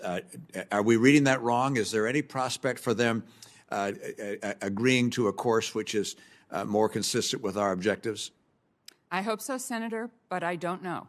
I'm not privy to intelligence. I'm not privy to all of the deliberations in the administration. But if confirmed, one has to dig into the details and into the intelligence and into consultations with you, with our allies, with our partners, with Israel, with the Gulf Arab states, with countries around the world that might have information that's useful to making those assessments. So I can't give you a definitive answer today. I certainly hope so, because the other routes, the President, the Vice President, the Secretary of State, the Secretary of Defense, all of us, all of you, are committed to ensuring that Iran does not present an existential threat to anyone, not able to deter our and our allies and partners' actions. And if they had a nuclear weapon, that would change that calculus in very significant and very bad ways. Like you, Ambassador, I do not have access to that intelligence. I'm not a member of the Intelligence Committee, as is Ranking Member Risch. But I would hope you study very carefully the conditions there in Iran, the health and well-being of their leadership, the state of their economy, the public attitudes there. I think there is some prospect that the maximum pressure campaign is actually delivering the kind of impetus that we might be looking for, and that before we bend and provide to Iran the hoped-for reduction of our sanctions, that we might consider the option of continuing with the maximum pressure campaign. I offer that only as a request on my part. Thank you, Mr. Chairman. Thank you, Senator Romney. Senator Coons. Thank you, Chairman Menendez, Ranking Member Risch, and thank you, Ambassador Sherman, Mr. McKeon. Thank you for your willingness to serve our nation again. My thanks to your families as well. I am particularly pleased to have the two of you with such experience, such skill, such background in the executive branch, in state and DOD, in the White House, and here in the Senate, so that we can help work together to make sure that the foreign policy priorities and agenda of the executive branch are supported or at least well understood in close consultation with this committee going forward. And I look forward to being partners in demonstrating to the American people how foreign policy and the foreign policy of this administration actually improves their lives, advances their security and prosperity, whether it's from keeping COVID-19 variants from spreading through doing robust vaccination around the world, to mitigating threats from our adversaries, to addressing the existential threat of climate change. And I hope you'll be partners in working through some of our nation's most urgent national security challenges, from building an enduring and bipartisan strategy for confronting China, cooperating where necessary and possible, but being prepared for robust and sustained competition with China, addressing Iran's nuclear program and its other threats to the region and to the world, recalibrating the U.S.-Saudi relationship in light of the release of the ODNI report on the Crown Prince's role in the murder of Jamal Khashoggi, and reviewing authorizations of the use of military force to strengthen and ensure congressional oversight on critical issues of war and peace. I look forward also in my new role as the chairman of the State and Foreign Operations Appropriations Subcommittee to aligning resources with policy and commitments, and prioritizing the protection of human rights, the defense of democracy, the revitalization of the State Department, and promoting the diversity of the workforce. It is my hope the President's budget request will increase funding to what has been a stagnant foreign affairs budget, to restore our leadership by fulfilling climate pledges, strengthening global health and security, and addressing our arrears at the United Nations. So, Ambassador Sherman, just a brief question. You'll be called on to travel the world to continue your service overseas on behalf of the American people. I hope you'll also spend time traveling within our nation, speaking to the American people. Do you agree diplomats in Washington, leaders in the administration, have to do a better job of explaining foreign policy, not just abroad, but here at home? I quite agree with you, Senator. When Secretary Blinken asked me and the President agreed for me to be nominated as Deputy Secretary of State, one of the things I said to the Secretary, he wasn't yet Secretary at that point, but said to the Secretary that I thought it was critical that not only he, but myself if confirmed, Mr. McKeon if he was confirmed, anyone who was a leader in the State Department ought to be spending as much time in America talking to the American people as we did abroad. Jake Sullivan, who's the National Security Advisor, said very early on that every day in consideration of national security and foreign policy, we need to ask, what does this mean for the American people? What does this mean for working people? What does this mean for the middle class in America? People do not understand why we do what we do and how it has anything to do with their day-to-day lives. So I thank you for laying out this very critical issue. I think this is something that Democrats and Republicans can agree on, which is that the American people deserve to hear from us why we are doing what we are doing and why it matters to them. Well, thank you. And I think as we work to combat the pandemic, we have right in front of us an example of how the health of the world impacts the health of the American people. As we work to confront climate change, we have an opportunity to look at how our competition with China, our realignments around trade, may well end up also advancing our goal of combating the existential threat of climate change. I know you've both heard of the Global Fragility Act. We discussed it in our constructive conversations before today. I just want to urge that this bipartisan tool that is available to address the real security challenges in the Sahel mentioned by the chairman in his comments is taken full advantage of. It's something that a group of us worked hard to get introduced and marked up and passed and signed into law, and it gives an opportunity for the State Department, along with AID and DOD, to really lead a strategy. But it'll only work if done in consultation with this committee and with robust funding from Congress. So it's my hope that you'll let us know what you need to implement it effectively, and that you'll utilize, in particular, the multi-donor fund that it's authorized to leverage resources from public and private sector partners elsewhere. If confirmed, you'll have critical influence over whether we stand up for democracy and human rights at a time when China's authoritarian model is posing an increasing challenge to our principles. How do we balance the need to impose consequences on Beijing for its horrific actions in Xinjiang and its oppression in Hong Kong, while also perhaps cooperating in some areas like nonproliferation or climate change? And in my view, our response to China has to bring in domestic policy, robust investments in manufacturing, IP protection, and labor, but include engagement with our allies. I'd be interested, Ambassador Sherman and Mr. McKeon, if you might, in the minute and a half I have left, just some brief comment on how the Foreign Relations Committee can best help in shaping a sustained bipartisan policy with regards to China. Thank you very much, Senator. I agree. I think this is an area where Democrats and Republicans agree. China is a major challenge for the United States, and I think there are three elements to it. We have to compete with China, and President Biden, Vice President Harris, the Secretary have said that begins with investment here at home in infrastructure, in 5G and quantum computing, in artificial intelligence, and jobs for Americans that will take them into the next decades ahead. We have to compete and win. That includes ensuring that China cannot hack our networks, cannot steal our trade secrets, cannot steal our corporate secrets. We need to challenge and confront China where we must in the South China Sea, certainly what they do on human rights. Secretary Blinken said in his view that the treatment of the Uyghurs was genocide. I would agree with him on that. And we should not shy away from saying things as they truly are. And third, there will be some small areas in which we will have to cooperate. And as strange as it may sound, global health may be one of them, starting with getting the real facts about what happened in the pandemic. And I'll turn the last 15 seconds over to my colleague.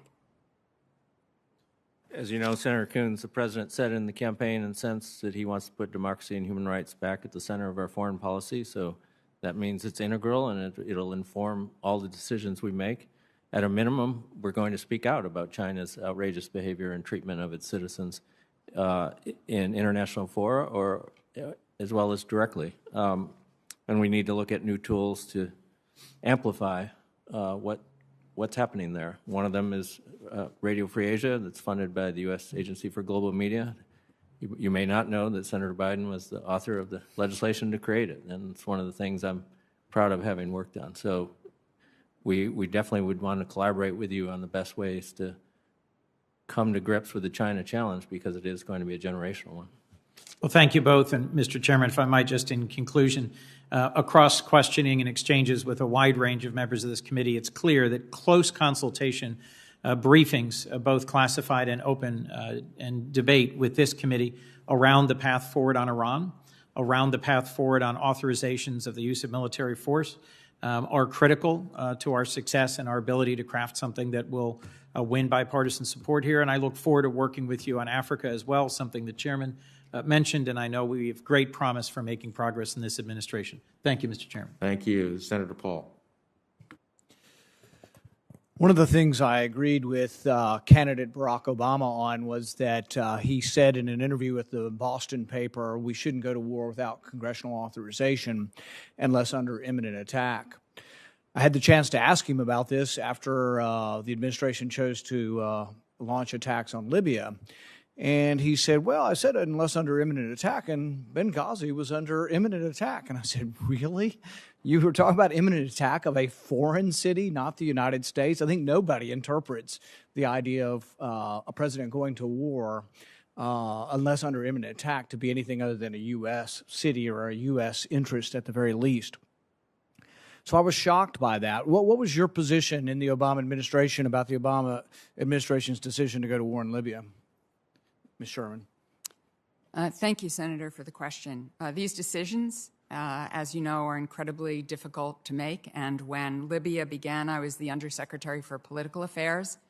And I think that most people thought that we were providing support to Europe for a humanitarian intervention. It turned out to be quite something different. I am glad that today, some years later, we are now potentially facing elections in Libya, that Libya is getting back, perhaps, hopefully, fingers crossed, to a better place for Libyan people. I will be the first to say, and I think President Obama has said so in his own memoir, that we did not have a full understanding. We've learned from this that Gaddafi had not built any institutions. He had not created any government. So when Gaddafi disappeared in Libya, there was nothing. There was absolutely nothing except the potential for a civil war and for an ongoing conflict. So I think we have to be very careful. I appreciate the understanding in retrospect that it may not have been the best activity, but one of the lessons we might learn from Iraq also, is that regime change doesn't work, that Thomas Jefferson isn't waiting in the wings, and American-style democracy is not going to blossom, and when we get rid of a tyrant, maybe you get another tyrant. But I guess the reason I question whether there was a lesson learned is that immediately many people in the Obama administration, the Hillary Clinton camp, et cetera, Samantha Power, Susan Rice, and I'm not sure you, were then advocates of going into Syria in a big way. In fact, your boss basically has said, well, the problem was we just didn't go in big enough into Syria. What was your opinion on Syria during the Obama administration, on sending arms in and getting involved in their civil war? Thank you, Senator. I want to correct the record a minute. As I was thinking about this, I was not actually in the government at the time of the Libya decision. The reason it's so much in my mind is I was on the Defense Policy Board at the time, and we had a big discussion about Libya, and the Policy Board believed we should not create a no-fly zone in Libya. We should not help out. We had breakfast with Secretary Gates. On a Wednesday morning, he said, we're absolutely not going to do this, and on Thursday we did it. So that's why it's very fresh in my mind, but I was not in government at the time. On Syria, I was very torn. I thought there was a disaster happening in Syria and happening for the Syrian people. President Obama was very cautious because he understood that this was a slippery slope, that the American people were tired of war in the Middle East. And so he moved very, very carefully.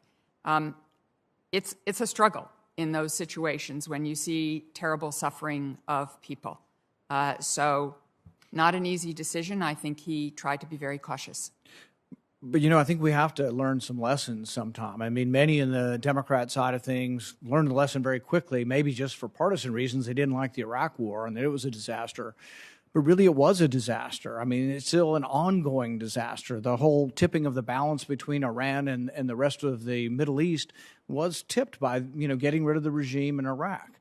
And so it's this idea that we're going to make the world this great place for democracy, this Wilsonian idea, this naivete that, we're going to get rid of a regime and it's going to get better, even in Syria. So we didn't go all the way in, with the full might of the U.S. We went part way in. But you could argue that had we not gotten involved and had we discouraged the other Arab nations from getting involved, that it would have still been a disaster, but maybe 10,000 people die instead of 500,000 people. So I think the misguided notion that we helped anybody in Syria, it'd be easy to argue the evidence shows that 500,000 people died and millions of people are dislocated because we did the half-ass approach to it. We went halfway in there. And so then Blinken's response and conclusion is we should have gone all the way in there. And from my perspective is we need to stay the hell out of these wars. And toppling, one strong man, one tribal leader, we get another one or we get worse. And all along the Syrian civil war, the fiercest fighters, we would pretend that there were lawyers and doctors fighting, that there were these moderates over there fighting. Al-Nusra were the fighters. Al-Qaeda were the fighters. The fiercest fighters were the jihadists. And so I've never thought that the jihadists would be better than Assad, and I'm not a fan of Assad either. But we have to learn some lessons, and I don't think we adequately learn the lessons. We go from Iraq and the power vacuum of Iraq. People say, oh, ISIS came about because we left too soon. Well, maybe ISIS came about because we got rid of Hussein. I mean, what is the original domino that leads to that? It's destabilizing and having no government. You may be optimistic about Libya, but I see it as one of the biggest terrorist havens in the world. You got competing governments. The last administration was never really clear who they were supporting, whether it was this General Haftar or the UN government. And the thing is it's muddled. We have all these people we give arms to who are then giving arms to both, to opposite sides in this Libyan civil war. Maybe we'd have been better off not getting involved, not bombing Gaddafi into oblivion, not thinking that he was some great saint, but knowing that there was at least some stability there. And I wonder if chaos is worse scenario. And all I would ask is that we've got to learn these lessons, and I'm not so positive. I don't think Blinken has. He's already sending us back into Syria. What do you think of sending more convoys into the conflict in Syria? Well, my understanding, Senator, is that's not what Secretary Blinken is about.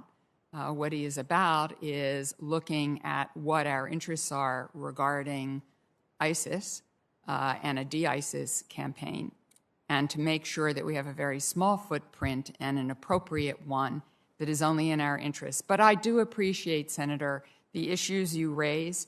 These are very hard decisions. You are correct that we should learn lessons of history and try not to repeat them, that regime change is rarely, if ever, successful. So on some of your points, I would agree with you. I think, nonetheless, we do have American interests that compel us sometimes to use very precious blood and treasure, but no president, no Secretary of State, no Secretary of Defense makes these decisions without enormous consideration. And I hope as this administration goes forward with more and more consultation with Congress, as I think the chairman knows, finally, long overdue, there are now Title X notifications, pre-notifications to this committee, and I think that is a step in the right direction. I hope you'll be a constructive voice. All I will say is that the initial, we're bombing now again in Syria without congressional approval, and we're sending more convoys in there without congressional approval. It's a messy war. It's been going on forever. There's nothing good that's going to come out of our involvement. People say, well, U.S. lives are at risk. Yeah, because we put them there. We put them in the middle of a civil war that's largely over, but can continue if we keep putting troops into there to put our troops as a tripwire to get involved in a further escalation of this war. So I hope there will be sane voices, and I hope you'll be one of those. But I don't have a great deal of confidence that we've actually gone away from John Bolton. I think we've gone to a liberal form of John Bolton with your new boss, and that's something I'm very concerned with. Senator Murphy. Thank you very much, Mr. Chairman. Thank you to you both for your continued willingness to serve your country. Senator Paul and I don't always agree on the answers to these weighty questions, but I do think he brings a healthy caution regarding American hubris, particularly in the Middle East. I appreciate his line of questioning. I'm hoping to squeeze in 3 questions here, 2 for you, Ambassador Sherman, and 1 for you, Mr. McKeon. I wanted to come back to the topic of Venezuela. I remember shortly after Elliot Abrams was appointed to be President Trump's envoy, he came into my office and he talked about the big chance that the administration was taking, essentially sort of playing all of our cards right at the outset, including the recognition of Juan Guaido. And he predicted that if Maduro had not fallen, had not left power by May of 2019, then our chance that we had taken would have been perceived as a mistake.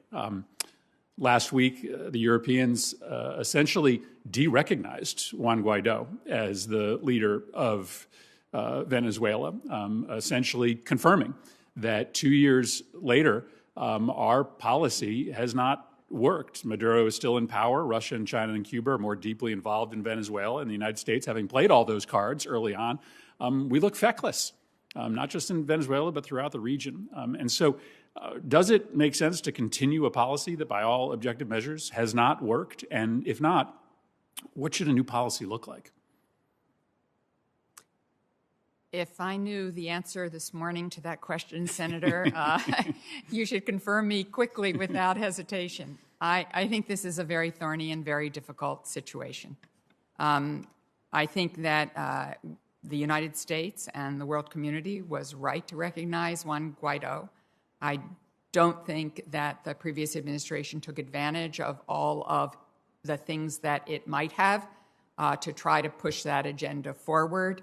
I don't think we have supported Colombia in the way that we perhaps needed to for taking in all of the refugees out of Venezuela. I think that we have given Maduro a platform to, in fact, say that everybody is feckless and he gets to do whatever he wants to do. There are ways, perhaps, that we can communicate with the Venezuelan people that we have not. But I do not, I will be the first to say, I do not this morning. I'm filled with humility in saying that I do not know that there is an easy answer to this problem. What I can say to you, Senator, is I think it's a very critical one. It is absolutely wrapped up in China's investment in Latin America, Russia's investment in Latin America, about sort of the triad with Cuba, Nicaragua, and Venezuela. And we have to think through what a strategy going forward might be. And if confirmed, I look forward to speaking with you and with everyone on this committee with your ideas and thoughts about the best way we might crack this very difficult challenge. I hope it is also a prism through which the administration can take a review of American sanctions policy. I think there's an argument to be made that in this case, the sanctions may have ultimately accrued to the benefit of Maduro, to the detriment of Venezuelan citizens, and not gotten us the political return that we had hoped and still hope for. On Iran, I know we keep on coming back to this, but I just wanted to clarify an answer that you gave to Senator Romney. In your exchange with him, you listed out a number of malevolent behaviors by the Iranians, things that we hope that they eventually come to the table on. But I just wanted to confirm that it is still your understanding that the administration's position is that we should get back into the nuclear deal, get back on the same page with the P5+1, and use that as a platform through which to put pressure on the Iranians with respect to its ballistic missile programs, its support for terrorist groups. I think the Maximum Pressure campaign was built on a fantasy, this idea that we could have a comprehensive negotiation where the Iranians would come to the table on everything all at once. In fact, during the last 4 years, despite these intense sanctions, the Iranians came to the table on none of Secretary Pompeo's list of 12 demands. So it is still our belief that we should get back into the nuclear agreement and as quickly as possible, understanding that that will take negotiation, and use that as a platform with which to bring together the world community around other behaviors that we object to by Tehran. Yes, it is my understanding that the Biden-Harris administration, Secretary Blinken, want to get back into the deal, but to make it longer and stronger, and to use it as a platform to have negotiations on the other issues of concern that we have with Iran. And it makes me a little nervous when we sort of hear terms like longer and stronger. Again, I think many of us supported that deal on its terms. We understand that we always had to have a follow-on negotiation to make sure it was lengthened, but by expanding out the number of things that we want to talk about at this negotiating table, I worry that we may be setting ourselves up for failure, but I look forward to continuing that discussion with you. Thank you again for your service. I'm really looking forward to supporting your nomination and working with you. Mr. McKeon, I wanted to expand on a conversation that you and I had privately, and that's the question about the effectiveness of our diplomacy abroad when we have such difficulty getting outside the wire. Diplomacy doesn't just happen in embassies. It needs to happen in communities. And in the wake of Benghazi, we have become much more shy, much more reluctant, much more cautious about putting our diplomats out, especially in dangerous places. And the work that Senator Coons has done on fragile states, I think, is part of the answer here. But, we also have a review process for incidences abroad that tends to, make people very, very hesitant to do anything that might put any diplomat at risk. The risk tolerance in state is fundamentally different than the risk tolerance we have in the Department of Defense, and I think that's a mistake. I think we should pursue some congressional reforms to the Accountability Review Board process to make people less fearful of punitive action and more willing to learn from mistakes. What's your thoughts on how we can try to push diplomacy back outside our embassy compound walls? Senator Murphy, thank you. It's a hard challenge, and I appreciate you being willing to dive into it. You know, there's no such thing as perfect security. The diplomats that work for our country are in a dangerous business, and evidence of that is on the walls of the C Street lobby in the State Department, the names of those who've been killed while serving the government overseas. As you said, we have the statute that mandates Accountability Review Board process. It was enacted in the mid-'80s. It doesn't apply in the same way to DOD or the intelligence community, so I appreciate if you and other members of the committee are willing to take a look at that. We should have a conversation about it. The department began a review under the last secretary, being led by a very senior diplomat, to look at this question, which they put it under the framework of risk mitigation. So I don't know the timing of his work, but that will also inform our conversation. Great. Look forward to working with you on that. Thank you, Mr. Chairman. Thank you. Senator Haggerty. If you put your microphone on, Senator. There we go. I was saying thank you very much for scheduling this important hearing for two very important positions in the State Department. Also, Ambassador Sherman, I appreciate your acknowledgement of the success of the Abraham Accords. A tremendous amount of work went into that. I know you had been critical of the previous administration about this earlier, but I appreciate your acknowledgement of the success because indeed it has changed the dynamic in the region.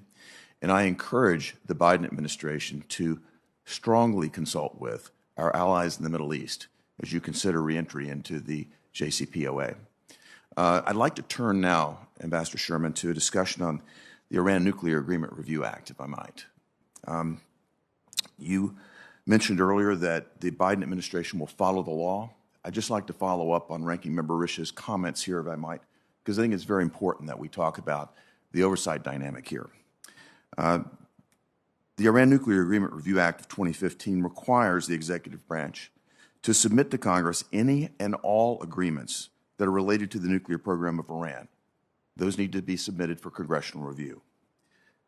Ambassador Sherman, can you imagine any scenario in which the Biden administration would decide to participate again in the JCPOA concerning Iran's nuclear program, or modifies any aspect of the current sanctions regime on Iran, and you would not submit this to Congress for review? It is always hard, Senator. I'm not a lawyer, but any lawyer would tell you and has told me never to make a completely universal comment about such a question. But what I will say to you is that this administration, the Biden-Harris administration, Secretary Blinken, are committed to following the law. And if indeed whatever is decided falls within the terms of ANARA, then we must indeed come to Congress. I think this is the concern that Ranking Member Risch and I have right now, and that is looking at very specific legal interpretation of the document and not looking at the purpose of the act. The purpose of the act is to ensure congressional review, not to find weasel words or ways to get out of complying with it. So I encourage this administration, and you have your confirmed, to find a way to comply with the purpose of this act. I think that's a fair point, that the intent is to make sure that Congress has a say. And I think what is, and as Senator Cardin pointed out earlier, I was very engaged with both Senator Cardin and Senator Corker to ensure that ANARA, in fact, happened and that there was a congressional review process. I thought it was terribly important and very grateful to then Chairman Corker and Senator Cardin, who was ranking at the time, for moving forward on a congressional review process. What I would hope this time is that we have happen what is happening here, which is that you all are there at the takeoff, that you were reviewing the considerations of this administration throughout the process, and that the review doesn't just come at the end, but the review happens throughout any process that goes forward. And if I'm confirmed, you have my commitment, not just regarding any agreement with Iran, but with what we are doing in foreign policy and national security writ large. Thank you, Ambassador. Can we turn to the Central Bank of Iran now? That's another source of concern. U.S. policy has sought to deny the Iranian regime, including the Central Bank of Iran, the money, especially the hard currency that it uses to fund terrorism and many other malign activities that threaten the national security of the United States, of Israel, and our partners in the Gulf. The Treasury Department has concluded that since at least 2016, Iran's IRGC Quds Force, the terror outfit that exists there, has received the vast majority of its foreign currency from the Central Bank of Iran. Ambassador Sherman, do you commit to maintaining sanctions on the Central Bank of Iran and hold it accountable for its activities to support terrorism, including any secondary sanctions that are now in place? Senator, I don't know all the ins and outs of the current sanctions that are in place because I've been out of government now for some time, but I certainly do not want to do anything that supports the IRGC to continue its activities in the region that are vastly destabilizing and put our allies and our partners and ourselves at tremendous risk. I think these sanctions have taken a great deal of time and effort. I was personally involved in some of the aspects of this, and I would encourage you, and I would encourage the Biden administration not to grant sanctions to the Central Bank of Iran without a thorough review and make certain that these sanctions are continue to stay in place until they have stopped in all aspects supporting terrorism. Further question, Ambassador Sherman. The Iranian regime clearly wants the United States to lift sanctions against the Central Bank of Iran. Please, and I would love for your commitment on this, to not provide any form of sanctions relief, including through the use of waivers or licenses to the Central Bank of Iran, unless we can verifiably ensure that they cease all of their malign activities. I appreciate your view, and I'll certainly want to talk with you further if confirmed and as I learn more about the sanctions that are currently in place and how they affect different activities by Iran. Thank you very much. For that. Turn to North Korea for just a minute. You and I have spoken about this before. As you know, when I was ambassador to Japan, I was there when Kim Jong-un launched 2 intercontinental ballistic missiles over Japan, and at a different time tested a hydrogen bomb. I have no doubt that North Korea is going to remain one of the most critical national security challenges that the United States will have to face this decade. And as we learned during the Trump administration, subordinates come and go in the negotiations, sometimes permanently, perhaps. Kim Jong-un takes the decisions on the nuclear program. It's critical to strengthen the maximum pressure campaign to sharpen the choices for the Kim regime. Ambassador Sherman, do you support additional sanctions against the Chinese companies that are doing business with North Korea? Again, because I've been out of government, I don't know all that is in place now, but certainly we do want to ensure that North Korea understands that unless it comes to the table to really make progress in denuclearization, that we will use every tool that we have to prevent them from doing so. I hope we certainly want China not to be playing an adverse role in that process. Yeah, they have been playing a tremendous role, as you and I both know, and I hope we can continue to work toward that goal. Thank you. I'd look forward to it, Senator, if confirmed. Thank you. Thank you. Senator Kane. Thank you, Mr. Chair, and thank you to the witnesses. I want to follow up on Senator Hagerty's line of questions with respect to congressional approval of forward steps on Iran. I have a very different opinion about the JCPOA than the Republican members of this body, and Senator Risch and I have done this often, but I have exactly the same opinion as all the members of the body about congressional review. And I was the original, one of the original drafters of INARA, because the Obama administration, the plan was to do a deal with Iran and do it pursuant to waiver authority under the congressional sanctions and not bring it to Congress for 8 years. Eventually, at year 8, they would have to come to Congress to have a statutory lifting of the sanctions. That was the original plan. And even though I thought the negotiation was coming up with a deal that I thought was much better than the status quo ante, and Senator Corker didn't think so, we both thought because congressional sanctions were being used as leverage to get the deal, that Congress had to be involved. And whatever the forward steps on the deal might be, Congress needs to be involved because you're using a congressional statute that imposes sanctions as leverage in this topic. So I just want to associate myself with the comments that he made. Now I'll go to associating myself with topics raised by Senator Paul. You talked about your parents being there at the founding of the UN because your dad was a Marine veteran who had suffered war injuries at Guadalcanal, and he wanted to be there at the founding of an organization that was designed to prevent war. Sadly, we as humans can't prevent war. No organization can, but we should try to prevent unnecessary war. And it's interesting the way the framers of the Constitution and then even the architects of Senate procedures have tried to help us figure out a way to prevent unnecessary war. So the United States, unlike virtually anywhere else in the world, has a founding document, the Constitution, that says it's not for the executive to decide to go to war, it's for the legislative branch. Nobody does that. I mean, war is for the king, the monarch, the emperor, the dictator, but not here. The initiation of war is supposed to be by Congress, with the president then managing the war, because the last thing you need is 535 commanders in chief.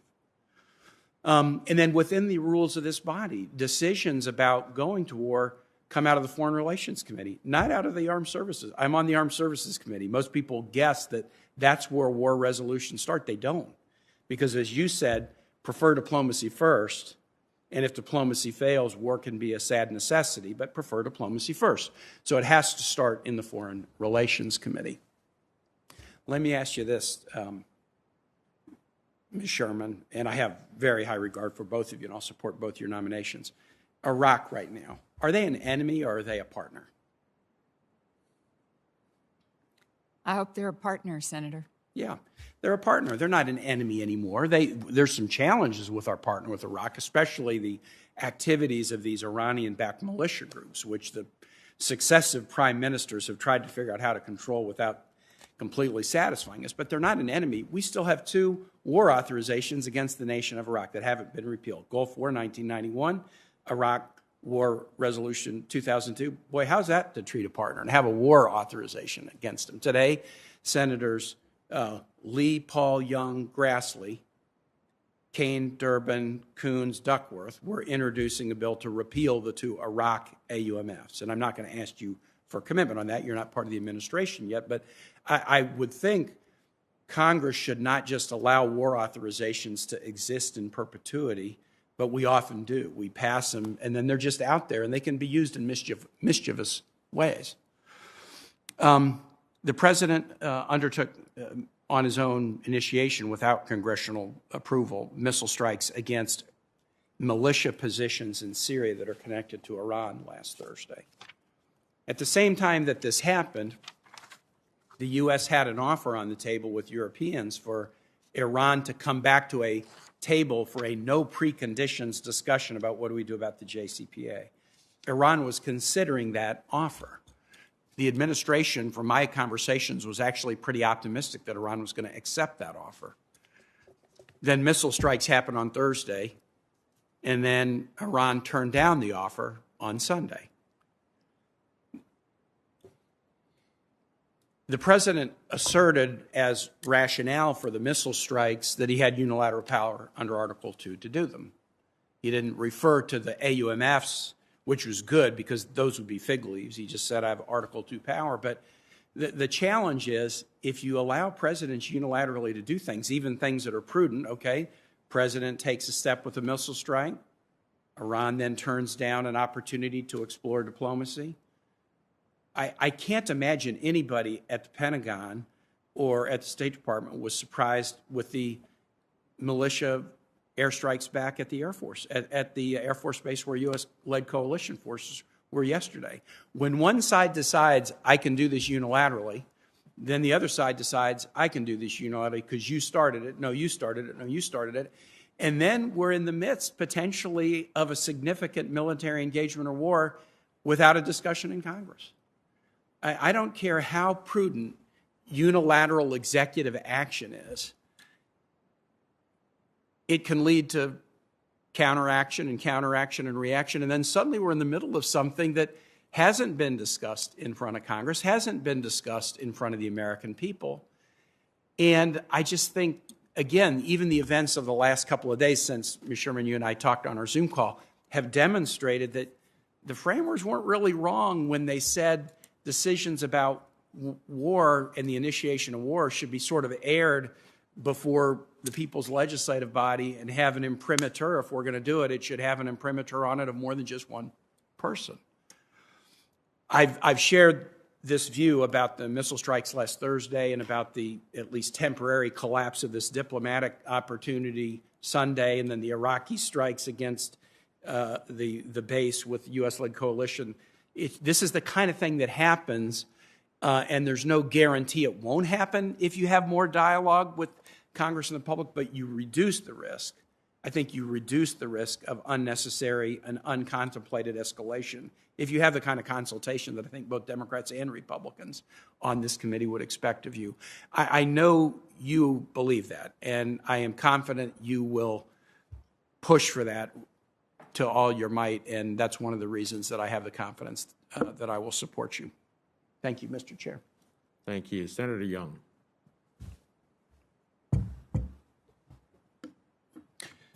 Thank you, Chairman. Mr. McKeon, I enjoyed visiting this week. When we spoke, you outlined how examining the resourcing of America's development enterprise and our foreign assistance would be one of your top priorities, if confirmed. This is an area of particular interest to me. It dates back several years. In fact, I co-chaired a CSIS task force in 2017 with Senator Shaheen on reforming our foreign assistance programming. And one of the recommendations that we made in that convening of former career foreign service officers and USAID professionals and other experts was to take a hard look at the overlapping responsibilities and thus the duplicative efforts and budgets of the State Department, USAID, and various development finance organizations, and to empower USAID to have a bigger voice in the conversation and more of a leading role in American foreign policy. So that starts with strategic direction from the top. From the outside, what do you find, sir, most concerning about how our foreign assistance is organized? Thank you, Senator. I'll have to dig out that task force report from 2017 because I'm not familiar with it. As you know, the USAID administrator reports to and is under the direct authority of the Secretary of State.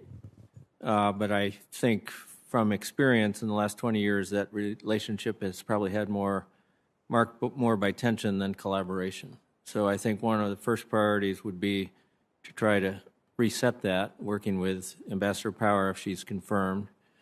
She's going to be a great spokesperson for the mission and is not shy. So I'm sure that she will assert her views about the relationship and the direction of our program. So I think first priority is to get the relationship between state and AID in the right place and make sure that the programs are aligned and not duplicative. Then, as you mentioned, the other agencies, the Secretary of State chairs the board of the Millennium Challenge Corporation and the Development Finance Corporation. And so we, at the State Department, if I'm confirmed, and the Secretary, we need to make sure we are using that role to ensure that everyone's rowing in the same direction on our programs and are aligned with the President's priorities and strategies. You've given us great tools with these agencies, the DFC being the newest one, but we need to put them to greatest effect. And I'd like to talk to you more about it as I dig into it if I get into the job. Why don't I move to our diverse array of various agencies that are tasked with foreign assistance. It's one of the things I discovered when I became a member of this committee is just the constellation of different agencies. And one avenue to explore is how we can task some of these agencies with operating in countries with lower incomes or worse health outcomes while directing others to specifically address more developed economies and societies rather than throwing our resources from the various agencies at the same countries. For instance, how can the United States better utilize our more independent development organizations like the Millennium Challenge Corporation or the Development Finance Corporation and make them more strategic in their investments? I'd like you to sort of speak to that generally and then answer this specifically. Can the Development Finance Corporation be more focused on middle-income countries that face more pressure from Russian and Chinese influence? Senator, I need to dig into the DFC statute. My understanding from a briefing paper is they are supposed to prioritize their investments in lower income countries. I think there's some exception for middle or higher income countries in some respects, but the primary focus is supposed to be on the lower income countries. If I have that wrong, please tell me. Respectfully, I think that's just been the construction of the statute. The statute actually does call for development assistance to lower income countries, and then there's in the same charge, it indicates that the resources may also be deployed strategically. So it's like so many of our statutes, it's a vaguely written statute, which I lament, but my own views, which you might have sort of inferred by the question, is that we have an opportunity here to perhaps use DFC in a more strategic fashion vis-a-vis some of our strategic competitors like Russia and China. So I'd look forward to working with you or others within the administration on that effort. Ambassador Sherman, I don't want to neglect you, and I'm grateful for your longstanding service and for your appearance here today. President Biden has signaled that working with our partners and allies is going to be a foundation of his foreign policy, and that he'll seek to renew relations with our European partners. In fact, in his recent address before the Munich Security Conference, he called the transatlantic relationship the cornerstone of all we hope to accomplish in the 21st century. I agree that we must be engaging with our democratic allies in order to reach agreements on security and trade and technology development and health resiliency and all manner of other things. But we also have to be willing to embrace our own ability to shape these areas and the other way around, right? So there's a balance to be struck. So if the leaders of Europe are unwilling to confront the threats emanating from around the globe, most especially the threats emanating from China and Russia, how would you recommend the United States adjust its strategy to engage with them? In 10 seconds or less, please. I think it's absolutely critical that we engage with the transatlantic relationship around China and Russia. We are so much stronger together than we are apart. And I think that it'll take vigorous diplomacy, which Secretary Blinken is going to lead. And if confirmed, I hope to help him do exactly what you are suggesting, that we help to drive that agenda. Europe is not always excited about us being back at the table because they're wary given some years of us being away. But they also respect and understand the power of the United States of America. And I think that it's time that we lead by our example, by what we're doing to compete and build our own infrastructure to do that competition. But doing it together will make us much more powerful in challenging China, competing with China, and dealing with all of the threats that are put forward by Russia. Thank you. Thank you. Thank you, Senator. I understand we have Senator Markey virtually. Okay. Thank you, Mr. Chairman, very much. And thank both of you for your long-term service to our country. And we hope that you will be given the opportunity to continue, because I think you'd be enormous assets to ensuring that we have a safer, better world that we're living in for everyone in our society. If I may, Ms. Sherman, just want to go through a few bits of facts from the past so that we can just establish it as part of this hearing record. Before you helped to get the world's major powers and Iran to the negotiating table, Iran was about 2 months away from producing enough highly enriched uranium for its first nuclear bomb. Is that correct? Yes, that was the assessment. And after all sides began implementing the Iran nuclear deal, that breakout time extended to more than a year. Is that correct? Yes. And Senator Risch asked you about enrichment, so I'd like to go back to that. As part of the Iran nuclear deal, Iran reduced its stock of low-enriched uranium by 98% to 300 kilograms.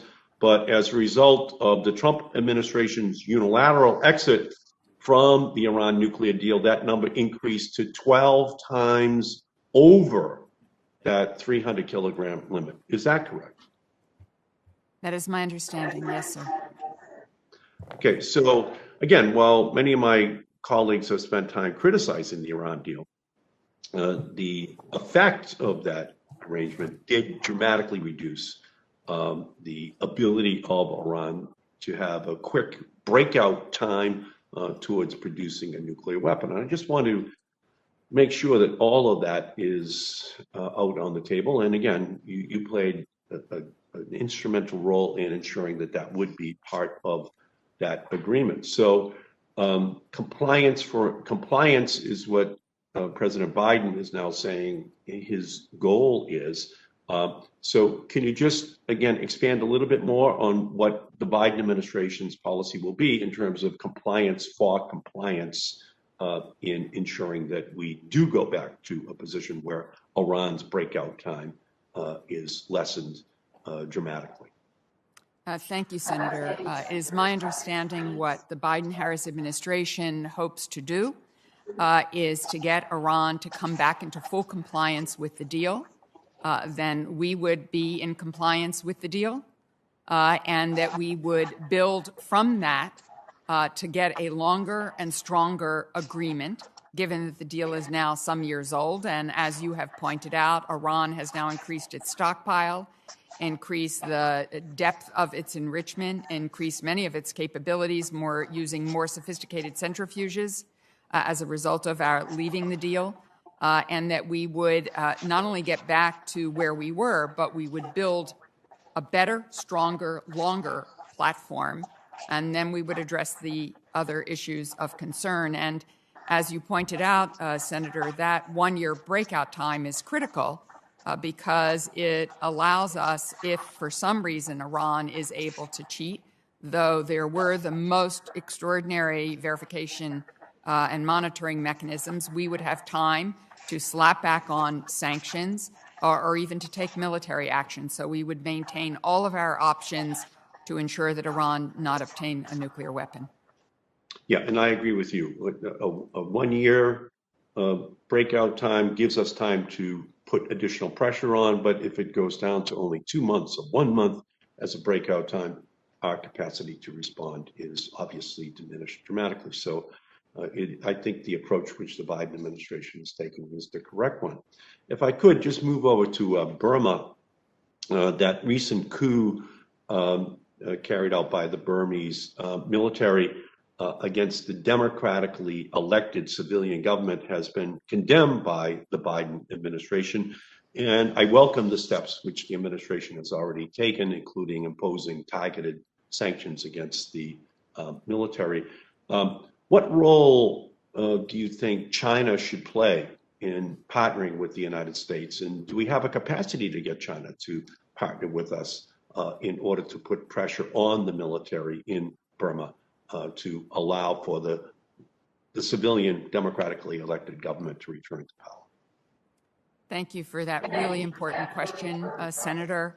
It is my understanding that Linda Thomas-Greenfield, our ambassador now to the United Nations, is going to use our platform, since we are in the presidency in the month of March, to have a more serious discussion in the UN Security Council about Burma and encouraging China to urge a return to a democratically elected government and to end the military coup, which in its wake is just having a horrifying impact on the rights and the freedoms of the Burmese people. We have lots of issues with Burma even before this coup, given the treatment of the Rohingya, but now it is of great concern for all of the people of Burma and their freedom and their way forward. I applaud Ambassador Linda Thomas-Greenfield for taking this subject up as one of the first things that she does. And Secretary Blinken has made it very clear this is a very high priority for him, and to not only look at those sanctions, but see that we get everyone engaged in ensuring that we return the government. Okay, thank you. And I do believe we have to put much more pressure on those military leaders, and I hope that that's part of the Biden plan. And no one's done more thinking about the North Korean nuclear program than you have historically.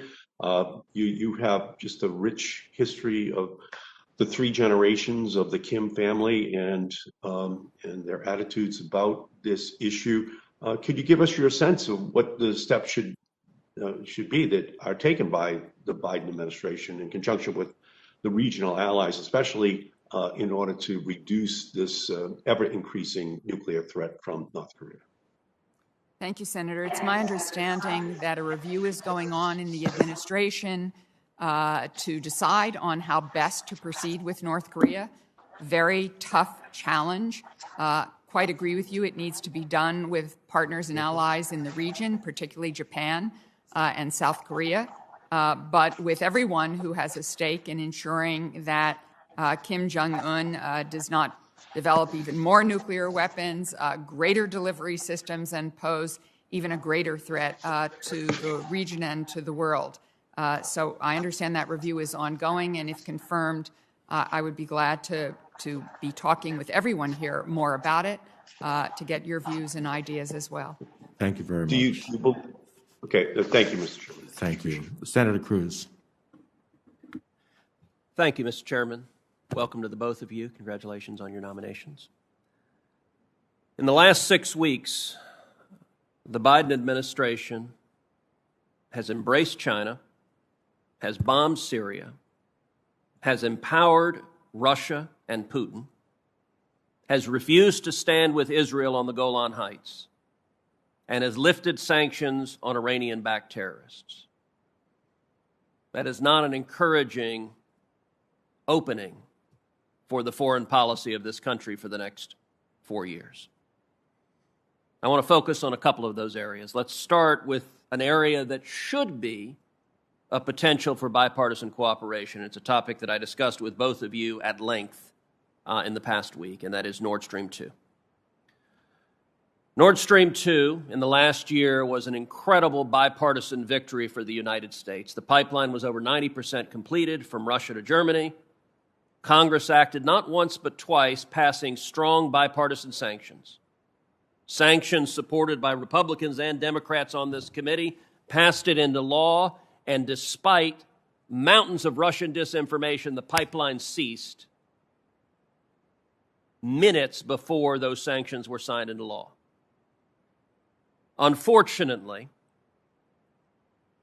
the Biden administration has been sending mixed signals, and those signals have been heard by Putin, and so Putin, after ceasing building the pipeline for a year, has gone back to building the pipeline because Putin and Russia believe the Biden administration will not hold them accountable, will allow them to complete this pipeline, which would put billions of dollars in Putin's pockets to be used against America, against Europe. The European Parliament, by the way, in December 2018, voted 433 to 105 to oppose Nord Stream 2. And in January 2021, after Putin attempted to murder Navalny, they voted again to condemn it, this time 581 to 50. Let me start with both of you. Do both of you agree that allowing Nord Stream 2 to be completed would be terrible policy for the United States? Senator The President of the United States, the Secretary of State have both said they oppose Nord Stream 2 and do not believe it should be completed. Senator, that's my understanding as well. The President has said it's a bad deal. Well, if they oppose it, they are not very effective at opposing it.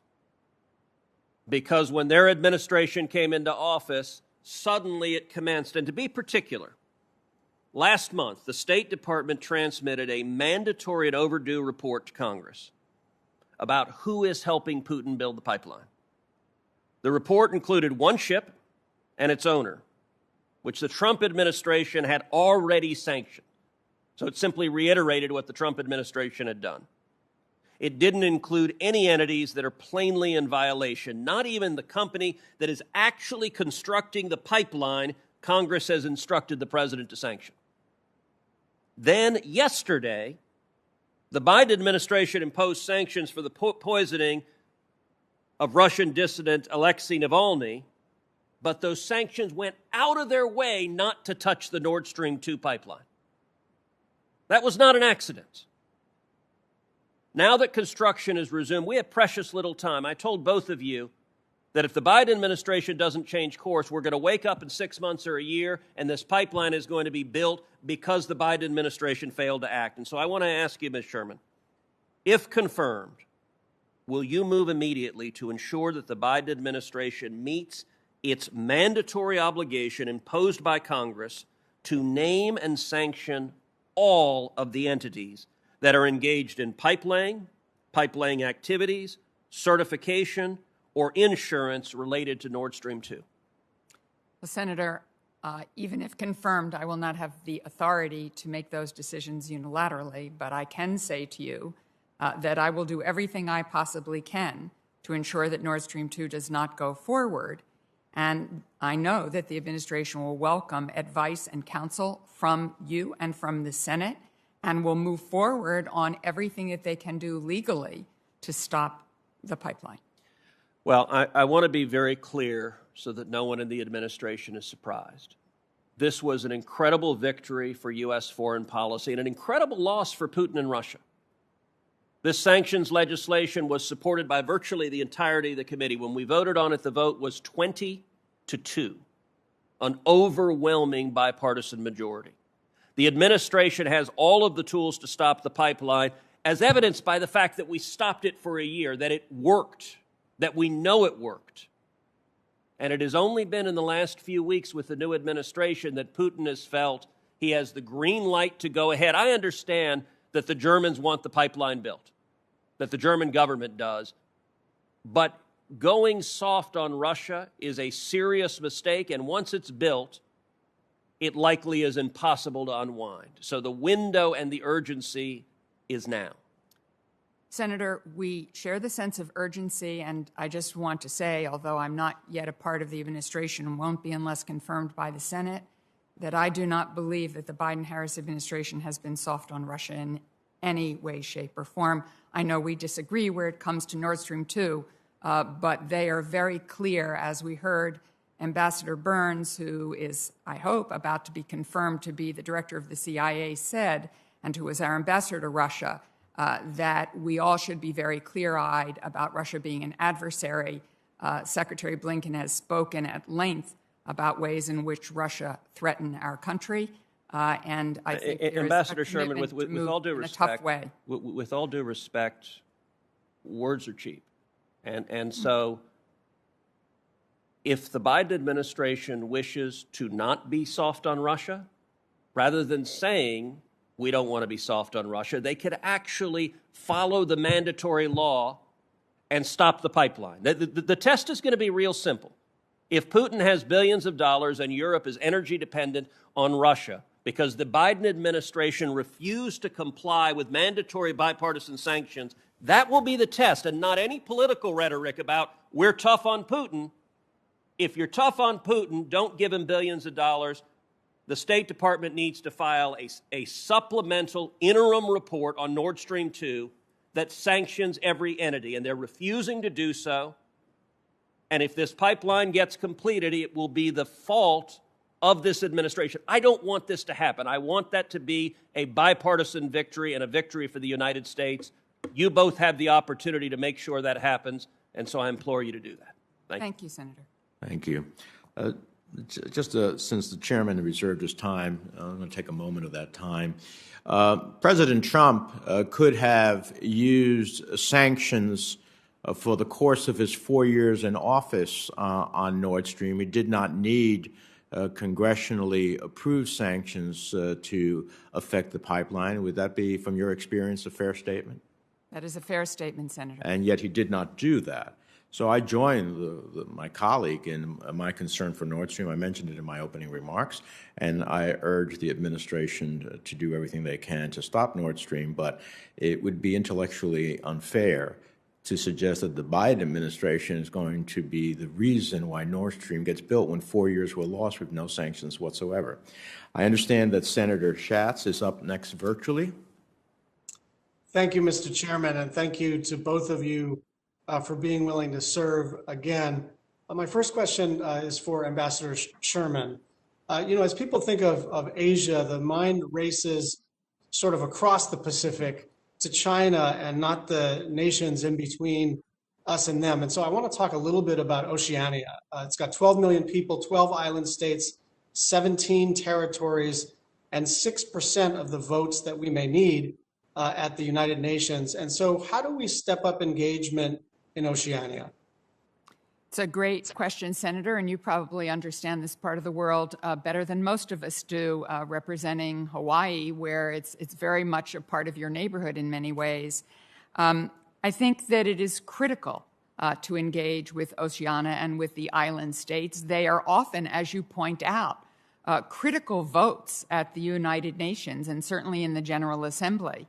And I know that in the Obama administration, we in fact created a special forum to have those conversations and to ensure that we had diplomats who traveled to those island nations. That often does not happen because they're far away. Sometimes the travel is difficult, but it's quite critical.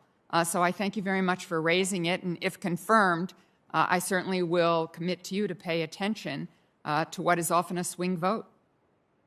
Thank you. And I think one area for potential cooperation, we think of climate action as an objective of an American foreign policy, but climate action shared response to the climate crisis, especially in the disaster preparation, disaster response space, and as we look at more long-term impacts of sea level rise, especially in island nations and coastal nations, there are opportunities to step up what USAID is doing, and other sort of, as you like to use the term, avenues of smart power. And so I'm particularly excited about the opportunities for us to deploy those resources throughout island nations for selfish reasons, but also for good humanitarian reasons. Can you talk a little bit about what is going to be the climate action strategy? I know we've got a lot of horsepower behind this, including the President of the United States, the former Secretary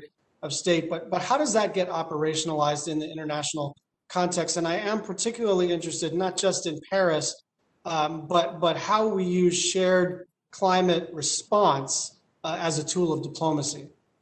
So let me make a couple of comments, and then Mr. McKeon may want to add to it as well in terms of how we're organizing to tackle this very critical challenge. The President of the United States, the Secretary, Vice President have made clear that climate and our response to the changing climate is a whole of government approach, and it is also a whole of State Department approach. So as much as we have a special presidential envoy for climate in former Secretary Kerry, every part of the department, every bureau of the department will have a focus on climate as well, because as you well know, some of these island nations are at risk of even disappearing, let alone the changes in the ecosystem of the oceans, which affects fishermen and the ability to have maritime and fishery economies. So it's a critical issue that we will all have to pay attention to. And your point, Senator, about disaster preparedness is often a place where countries, even with whom we don't agree on everything, can work together because it is such a necessity. And the United States brings really unparalleled capabilities in disaster preparedness and response. Mr. McKeon, I don't know if you want to add to that. And Mr. McKeon, before you answer, I'd like you to perhaps provide some emphasis on those areas where we can make some permanent structural change within the department so that our climate strategy becomes so embedded into American foreign policy objectives that it doesn't swing in one direction or the other, depending on the partisan affiliation of the president herself or himself. Thank you, Senator. As Ambassador Sherman said, we really have to integrate the emphasis on climate action throughout the department. It's not just going to be Secretary Kerry's team, but of course they will be leading the diplomacy, but it has to be front of mind for the work of everyone in the department, in all of the regional and functional bureaus, to think about how, in pursuit of their programs and their planning, they're integrating a climate action dimension to it, not just in our diplomacy, but also in our assistance programs, as you suggested. So I think we owe you more thinking on this, and I'm not sure what planning has gone on already because we're not in the department, but we will come back to you once we are in the seat, if confirmed, to give you more detail about how we are moving forward on this. Thank you. My final question for Ambassador Sherman. Global press freedom is on the decline. Reporters Without Borders found that the protection of rights for journalists has decreased 12% since it started reporting on such things in 2013. What can we do to reverse this trend? Really important, Senator, and we've already had some discussion here this morning about our response on the horrifying death of Jamal Khashoggi. I think it is critical that we engage with journalists around the world, that we talk about press freedom wherever we go. Yes, journalists are separate and apart, and they are part of holding us accountable and administration accountable, but they're also citizens. They're also standing for freedom. And in fact, one of the great parts of the United States is when we find ourselves challenged, as we have in many ways over the last years, it is often the press who hold all of us accountable for what we are doing. And so we've heard Secretary Blinken speak of the importance of press freedom and making it essential to our human rights agenda around the world and our agenda on democracy. Thank you to you both for testifying, for being willing to serve again. And I just want to thank the chair and the ranking member and all the staff for welcoming me onto the committee. It is very good to have you with us, Senator Schatz. Senator Van Hollen. Thank you, Mr. Chairman and ranking member, and I want to thank both of you for your prior public service and your willingness to serve again. Mr. McKeon, I want to associate myself with the remarks from my fellow Maryland Senator, Senator Cardin, about the importance of your commitment to greater diversity in the Foreign Service and the State Department. Senator Sullivan and I are the co-chairs of the Foreign Service Caucus, and will soon be reintroducing legislation we introduced last year, the Foreign Service Families Act.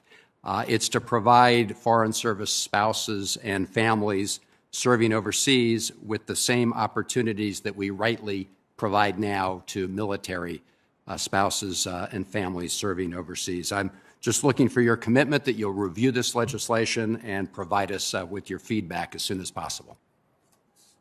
Senator, you have that commitment. I've already looked at the bill, and it looks on its face very straightforward. I'm sure colleagues in the department will tell me we might need a tweak here or there to make it more workable from perspective of the department, but we can work with you on that.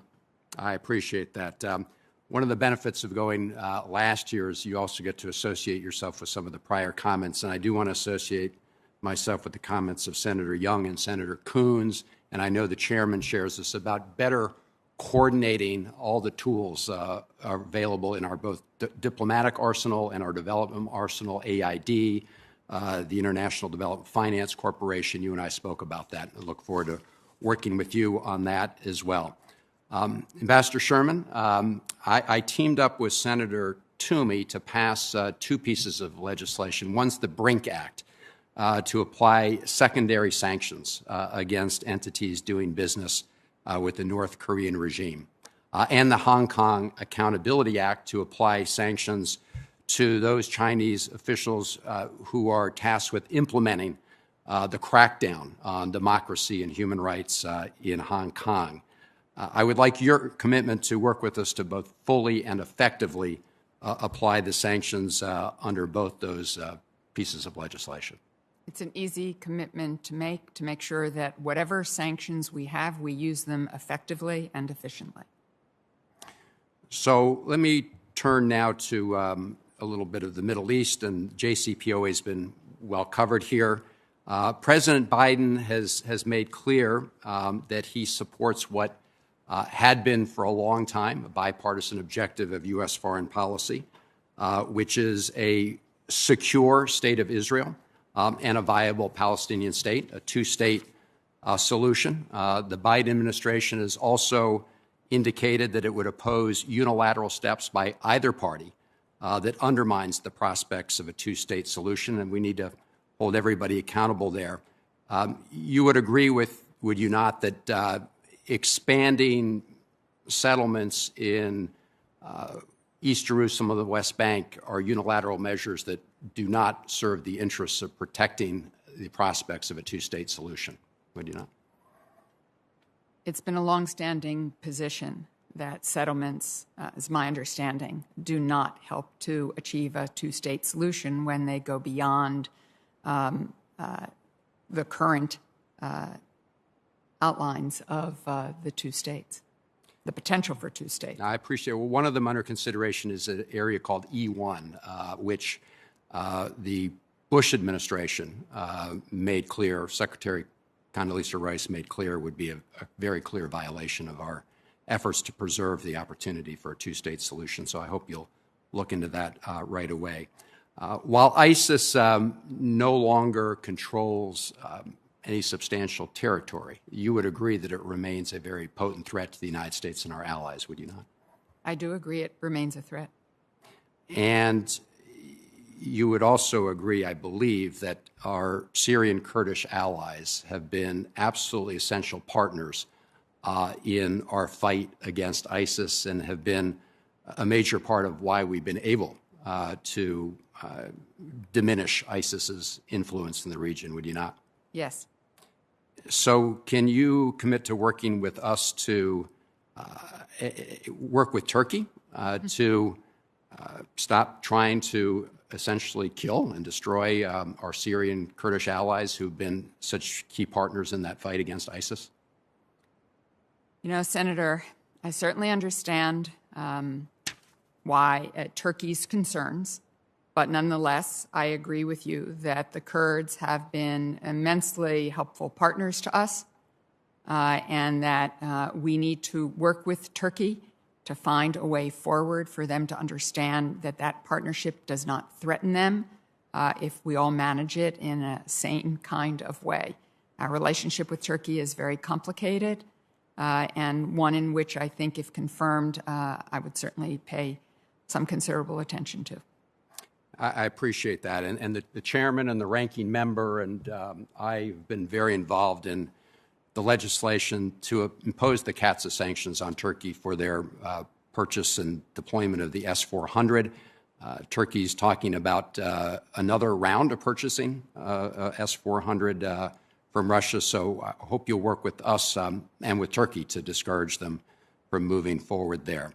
On the JCPOA, I just want to underscore the fundamental principle behind it, which is it is our policy to prevent Iran from getting a nuclear weapon, right?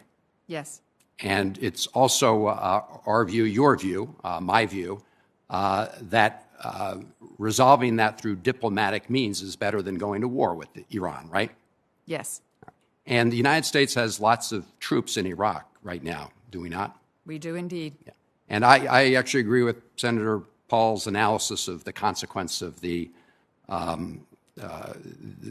our actions with respect to Iraq, which is the biggest geopolitical winner was Iran, which of course neighbors Iraq. if we were to go to war with Iran, our troops in Iraq would be put in grave danger, would they not? It is my belief that they would be, yes, Senator. I think it's pretty clear that they would be right in the line of fire. So I encourage you to continue your efforts with respect to JCPOA compliance for compliance, and I hope that we can get to that position as soon as possible. Thank you, Mr. Chairman. Thank you. Senator Booker. Thank you, Mr. Chairman. I appreciate that. I'd like to jump in, Ms. Sherman. I'm grateful to see you here and very excited to support your nomination on the floor of the Senate. You and I talked a lot about the Horn of Africa and some of the challenges we see going on within Ethiopia that are really painful and discouraging. Amnesty International said over the weekend, and CNN's reported, that there have been many massacres by Eritrean forces, killed hundreds of civilians in the Tigray region of Ethiopia. It's really a point that I think we are at the level of a major humanitarian crisis affecting millions of people, that there's a famine possibilities and more, and I know you're aware of it. I really did appreciate Secretary Blinken's receptiveness to appointing a special envoy to the Horn of Africa in a statement last week, and I really do hope that we move forward in that direction. But the government of Ethiopia continues to deny that there's even ongoing fighting there, and this puts us in a difficult situation. They're even putting out a lot of misinformation that makes it hard to understand what's happening. And so understanding that the U.S.-Ethiopia relationship is important, as we know, could you just maybe give some more, publicly in this hearing, some more thoughts on how you would engage Prime Minister Abiy to cease hostilities and ensure that humanitarian access is in the region, and how we create a better governmental accountability? Thank you very much, Senator, and thank you for your concern about the Horn of Africa and about what is happening in Ethiopia, which is quite horrifying. Secretary Blinken, is my understanding, spoke to the Prime Minister yesterday and made it very clear that we expect him to ensure humanitarian access. He had said that he would, but the Secretary wanted to make sure that he understood that there would be consequences if he did not. That he has responsibility for ensuring peace in the Tigray region of Ethiopia, that Eritrean troops should leave and others who are not helpful actors should not be in the region.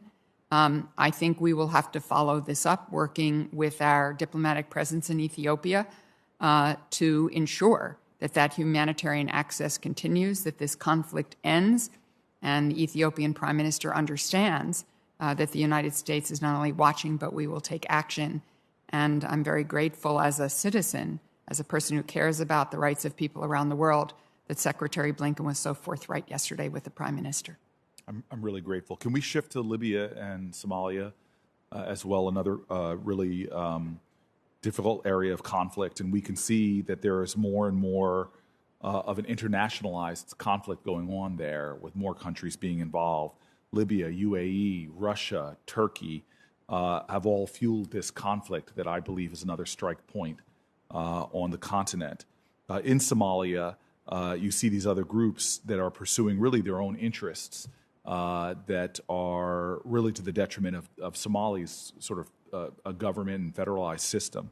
And so could you maybe give some insights on what you'll do to address the issues of foreign interference in a situation that is really fragile and could destabilize even more, and how you'll help the regional bureaus of the State Department cross between their silos, because that's the challenge. You have Near East and Africa bureaus that I'm a little concerned about, that structurally we're not really organizationally prepared for the conflict that we're seeing there.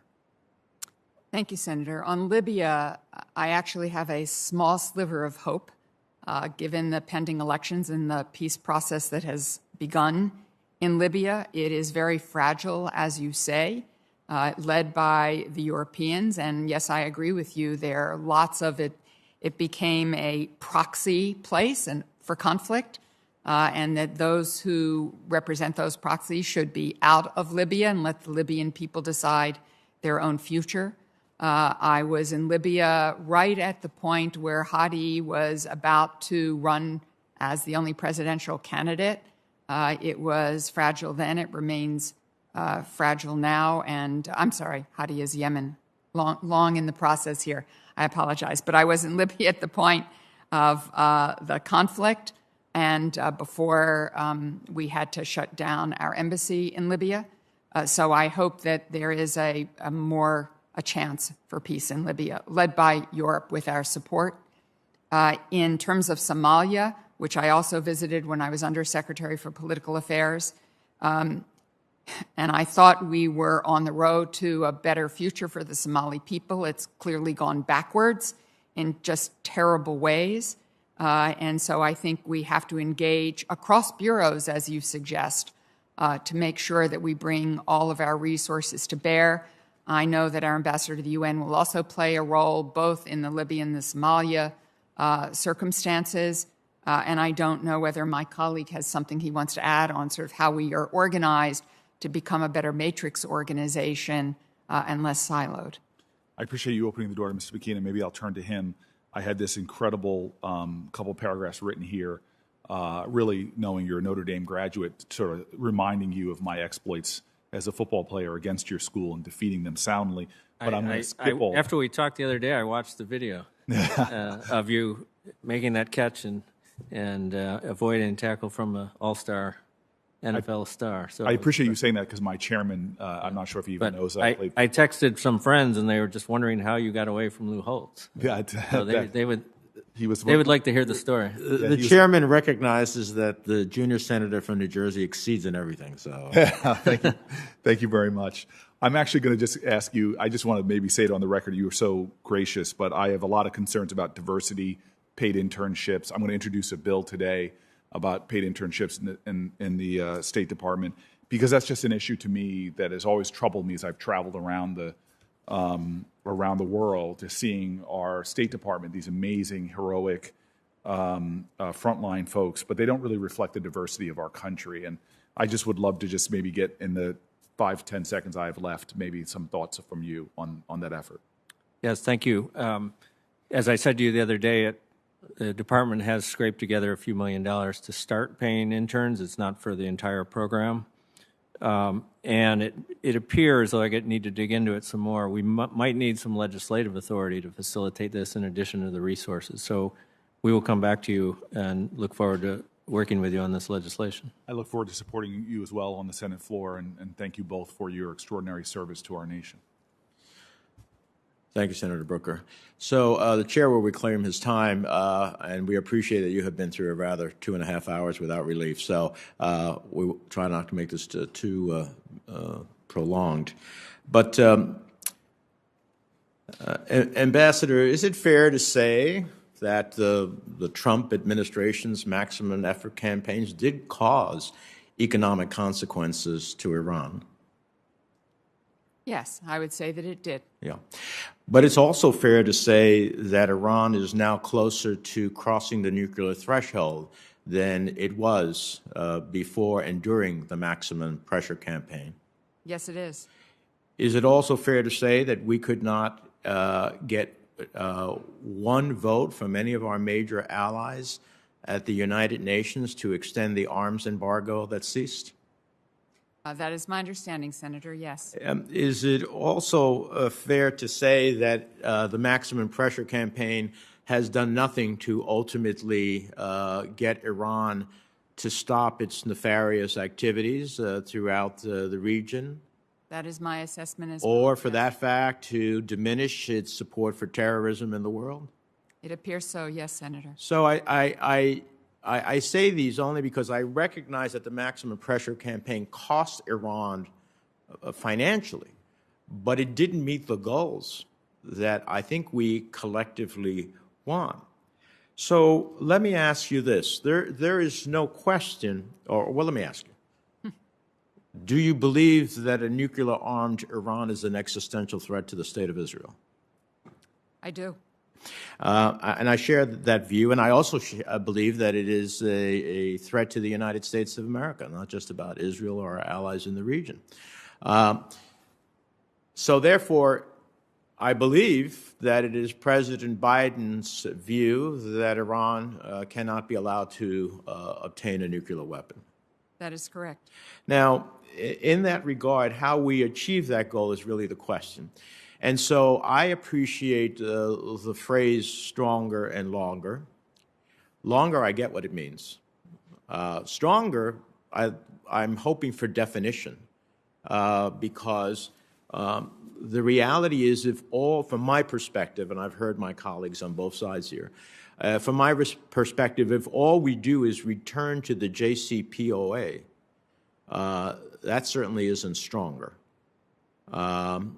And if we extend it, it might be longer, but it's not stronger.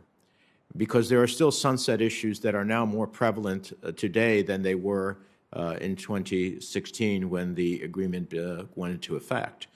And so it also will not have dealt with the ballistic missiles. It will not have dealt with the destabilization of the region. It will not have dealt with its support for terrorism or the violation of its own people's human rights. And so, you know, the question in my mind is not so much JCPOA. The question in my mind is, what is JCPOA plus, or what is it that we do? But how do we, in fact, ensure that we have more than illusory promise in terms of what comes the follow-on? And the connection between any return to some form of the JCPOA with some clearly determined process to deal with these other issues. Otherwise, my own view will be that we will have failed. And so I drive this because while I also, in fairness, for the record, you are not going to be the lead on the Iran portfolio. That has already been designated to others. But upon confirmation as a deputy, you're going to be in all the deputy meetings, and you also have expertise and experience in this regard, and you will be called upon to express both the Secretary and the administration's view, but also on your expertise. So could you give me a sense of what that would be in broad strokes, understanding, and I appreciate your comments in response to other questions about looking at the intelligence when you have access to it again, because I think a deep dive into the intelligence will be very important to understand what Iran has or has not complied with in its actions and its intentions. Thank you very much, Senator. I don't know all of the answers at this point because not only have I not made a deep dive into the intelligence because I'm not in the administration, I don't know what deliberations have gone on so far in the administration as they try to think through the strategy that's best here. You know, I've seen what others see from press reports about our offer to open diplomacy, which I think should be the first resort always. I've seen the strike in Syria in retaliation for the threat against Americans. I've seen the response, perhaps, or just a separate action against al-Assad air base. I read in some of the Iranian press what's going on politically in their country, but I don't know all the pieces of the puzzle anymore. You have to be really inside to get the fingertips for what's going on. But I do agree with you, Senator, that there has to be very careful deliberations which will include, and I hope already have begun to include, you and the members of this committee and other senators who have interest in this arena to get your advice and counsel, as I've said in this hearing, at the takeoff, not just at the landing, to have true consultation, not just notification, how we sequence sanctions, how we sequence any lifting of sanctions, what we expect from the Iranians, what those who are in the negotiation and in the JCPOA yet believe we need to do going forward. So there are a myriad of puzzle pieces here, and if confirmed, I would look forward to extensive discussion with you and with others who have interest in this to sort through how the administration goes forward. Let me ask you this. If we were still in the agreement and Iran had done what it has done today, would that not be subject to snapback? Absolutely. And I would consider that it would be a set of actions that would require snapback from my own perspective. Let me ask you this. Sanctions relief, for whatever deal may come forward, clearly we have to be very careful. There are sanctions which I helped fashion that are not about the nuclear portfolio and issue, but about terrorism and other things. Iran likes to try to claim that all sanctions that we levy are just about their nuclear portfolio. We cannot tolerate that, or else we will have nothing in our arsenal of peaceful diplomacy to deal with Iran's other nefarious activities. Is that a fair statement? It is a fair statement that we have to keep sanctions on that deal with human rights abuses, state sponsorship of terrorism, arms sales, et cetera, what we've done in terms of Hezbollah and Hamas. So, yes, I think there are many things that need to stay in place. Let me turn to another subject for a moment. First of all, my dear friend and colleague, Senator Rubio, on Venezuela.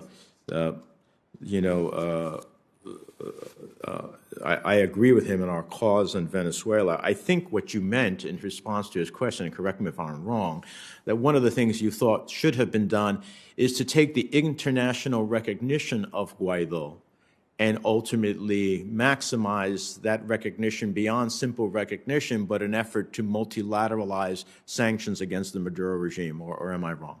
No, very well said. Wish I had said it as well. Okay, so, and let me refer to Senator Murphy, who said that the European Union no longer recognizes Guaido. The European Union never recognized Guaido. Individual member states of the European Union recognize Guaido, and some of them have a concern because the basis of that recognition was under the Venezuelan Constitution. The president of the National Assembly, in the absence of the president or a legitimate president, ultimately is recognized as the interim president of Venezuela. He is, according to the view of some, no longer the president of the National Assembly because we had an internationally condemned false elections in Venezuela that elected a new National Assembly. But it isn't because he lost his title. It's because they had an election that has been internationally condemned. Is that a fair statement? I believe so, yes, sir. And so how we internationalize this is incredibly important. Let me turn to Cuba for a moment, which is, along with Iran, one of my passions. Do you know that a Cuban worker in Cuba cannot be employed directly by a foreign entity? I did not.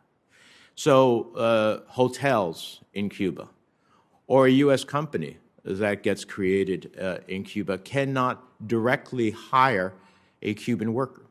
They go to the state employment agency controlled by the regime. The regime sends the worker, for example, to the hotel.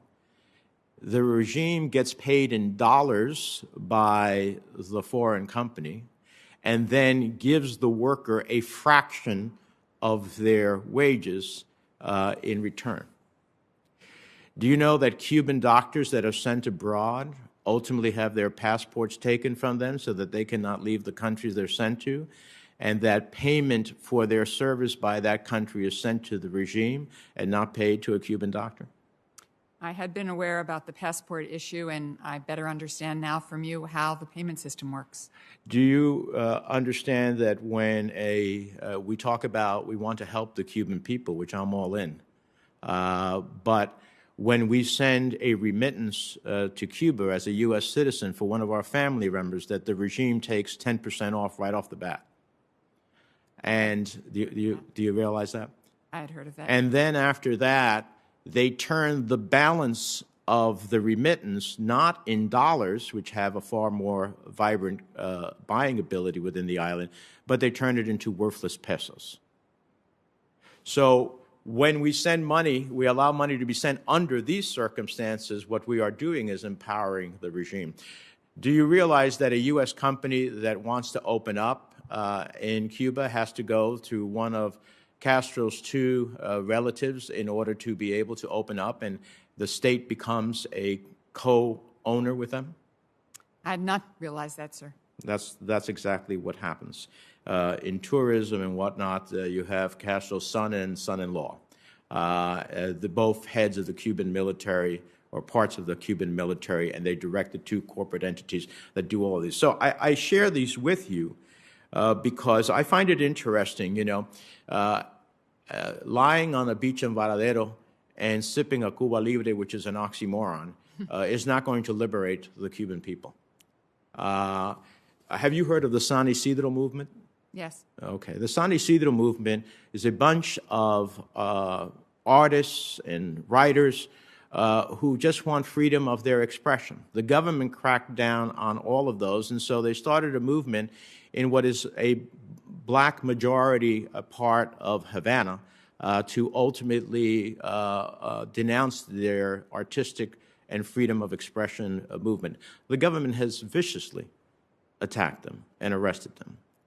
These are the realities of Castro's Cuba, not the romanticism that some people seem to have. And I personally have a problem. I like to be consistent. In this town, consistency isn't a great virtue, but I try to be consistent. My advocacy for human rights and democracy globally is not subject to where it lies. So whether it be in Burma, whether it be in Venezuela, whether it be on Uyghurs and human rights in China, whether it be about the Rohingya, my view is pretty universal. And the problem I have with some is that when it comes to certain places in the world, there are enormous advocates of democracy and human rights. But when it comes to other places in the world, they're willing to look totally the other way and act in a different way than we would seek to act in other places. And I think that's a problematic. I understand the world is not a single way. We don't get to treat everybody in a cookie-cutter fashion. But by the same token, when we send differences that here's where we'll promote human rights and democracy, here's where we won't, here's where we'll sanction the consequences of violations of human rights, and here's where we won't, then it becomes a really problematic area to stand up for what I believe President Biden is about, which is about standing up for democracy and human rights based upon the time I served with him on this committee and in his experience. So I hope we're thinking about that, whether it's about Cuba or any other place. I want to help the Cuban people ultimately live a better life. I'd like them to be free. I'd like them to choose who governs them. I'd like them to be able to worship at the altar that they choose. But that is not, for the most part, the reality of life in Cuba.